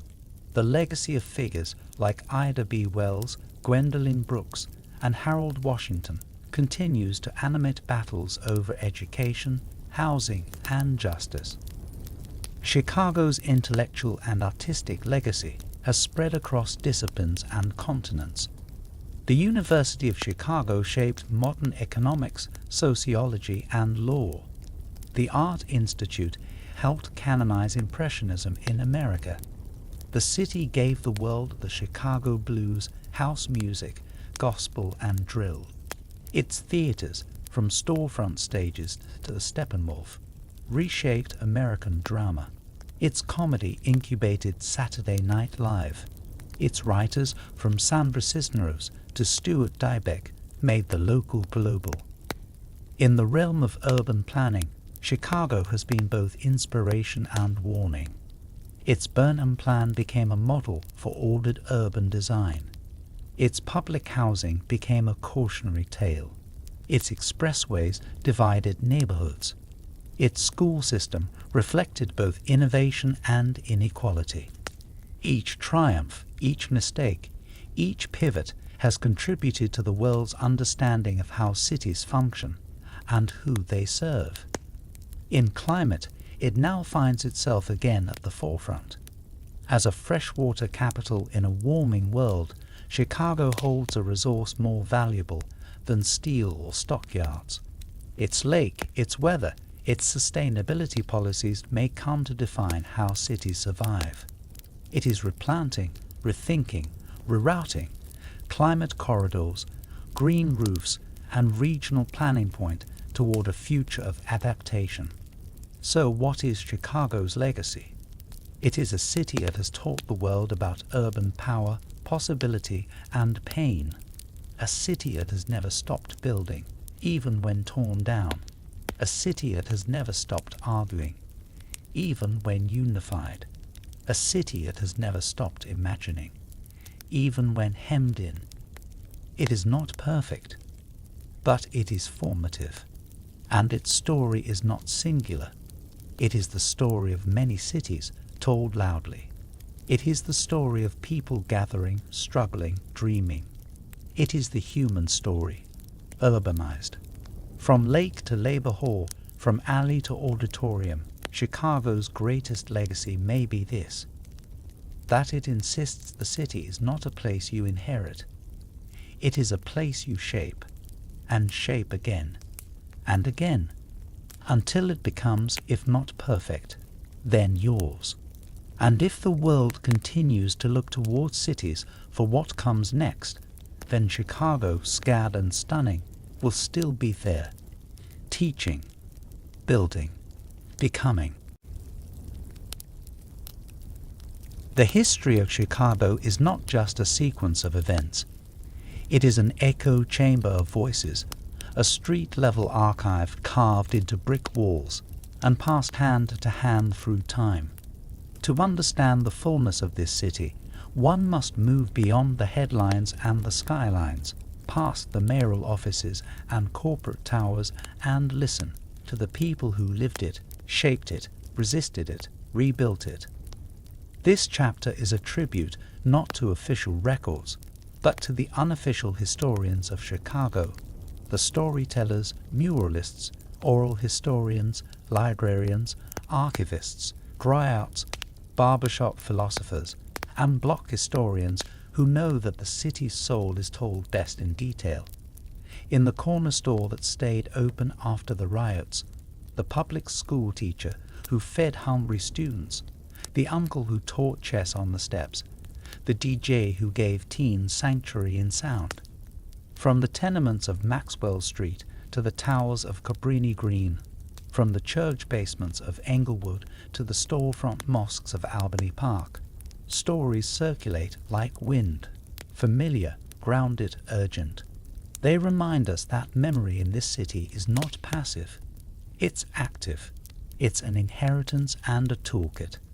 Consider the neighborhoods. Bronzeville, where jazz and civil rights walked hand in hand, where the black metropolis shone bright through the shadows of segregation. The oral histories of elders recall not just hardship but elegance, supper clubs, tailors, community journals. The South Side Community Art Center preserves that memory in paint, poetry, and sculpture. Pilsen, where Mexican immigrants reimagined old bohemian flats into homes filled with papel picado and stories of both Chiapas and Cicero. The walls themselves became books, murals tracing migration, resistance, and hope. Casa Aztlan may be gone, but its echoes live on in brushstrokes and activist chants. Humboldt Park, where Puerto Rican culture claimed space with flags, festivals, and footwork. Where Paseo Boricua was more than an archway, it was a declaration. We are here, and we remember. In bomba drums and poetry slams, memory pulses. The Jewish West Side, once bustling with Yiddish theatres, union halls, and delis, now mostly faded from the physical map but carried in memoirs, songs, and cemeteries. The memories of Maxwell Street aren't just about the market. They are about the mix, the melding, the improvisation of lives. Chinatown, Little Village, Uptown, back of the yards, all preserve their own archives. Not just in museums, but in the rituals of elders, the recipes handed down, the annual parades that braid memory into festivity. Libraries and archives have also evolved. The Chicago Public Library System expanded its special collections. Harold Washington Library became more than a resource. It became a monument to public knowledge and democratic access. Community archives sprang up across the city, documenting queer histories, abolitionist movements, environmental justice campaigns, and the legacies of housing activism. Youth historians now conduct interviews with elders for school projects that end up preserved online. Social media threads become living archives of neighborhood transformation. Podcasts, zines, and oral history collectives like the Chicago Neighborhood Story Project capture what textbooks miss. Even graffiti becomes a form of archival work. Tags that mourn the fallen. Street art that challenges displacement. Wheat-pasted posters reminding passers-by of who lived here before the condos came. And let us not forget memory in resistance. Marches that begin in silence but speak volumes. Die-ins on Michigan Avenue. Sit-ins at aldermanic offices. Each act becomes a record, a moment logged in collective awareness. Chicago's people archive with their feet, with their mouths, with their love. They create community almanacs out of cookouts, funerals, and vigils. They document injustice not just in lawsuits, but in memory quilts and protest chants. They pass on street names, slang, and nicknames that never make the maps, but always make the meaning. The city's memory is multivocal. It does not agree on everything. Some stories contradict. Some wounds reopen. But this too is history, a negotiation, a process, a chorus. So if Chicago is to continue becoming, it must protect not only its buildings and bridges, but its voices, its corner historians, its cultural translators, its beat reporters of the everyday. Because in this city, memory is not nostalgia, it's navigation. It tells us how we got here, and who paid the tolls along the way. To understand Chicago, read its books, yes, but also ride its buses, listen to its stoops, follow the breadcrumbs of its people, for they are the authors of its most enduring story. The city not a structure, but a story, alive, urgent, and still unfolding. Every city has a song. Chicago's is not one melody, but a layered composition, a symphony of rhythms that clash and harmonize, stretch and resolve, played by generations who dared to stay and shape it. The final chapter of this history is not a conclusion. It is a coda, a moment to pause, to inhale the depth of the story we've just walked through, and to ask what comes next for this city that never settles. Chicago's power has always been in its unfinishedness. Where other cities boast of permanence, Chicago thrives in flux. It sheds skins, tears down, rebuilds, renames, reclaims. It welcomes, it fences, it opens, it resists. It is a place of friction and grace, where blueprints never quite match reality, and where that misalignment becomes an opportunity. Here, the concept of cityhood is constantly redefined.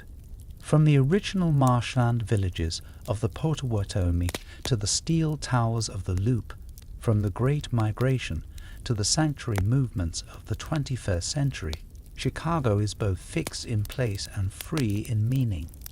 It is not merely a geographic location, it is a living dialogue between past and future, between displacement and belonging, between the seen and the forgotten.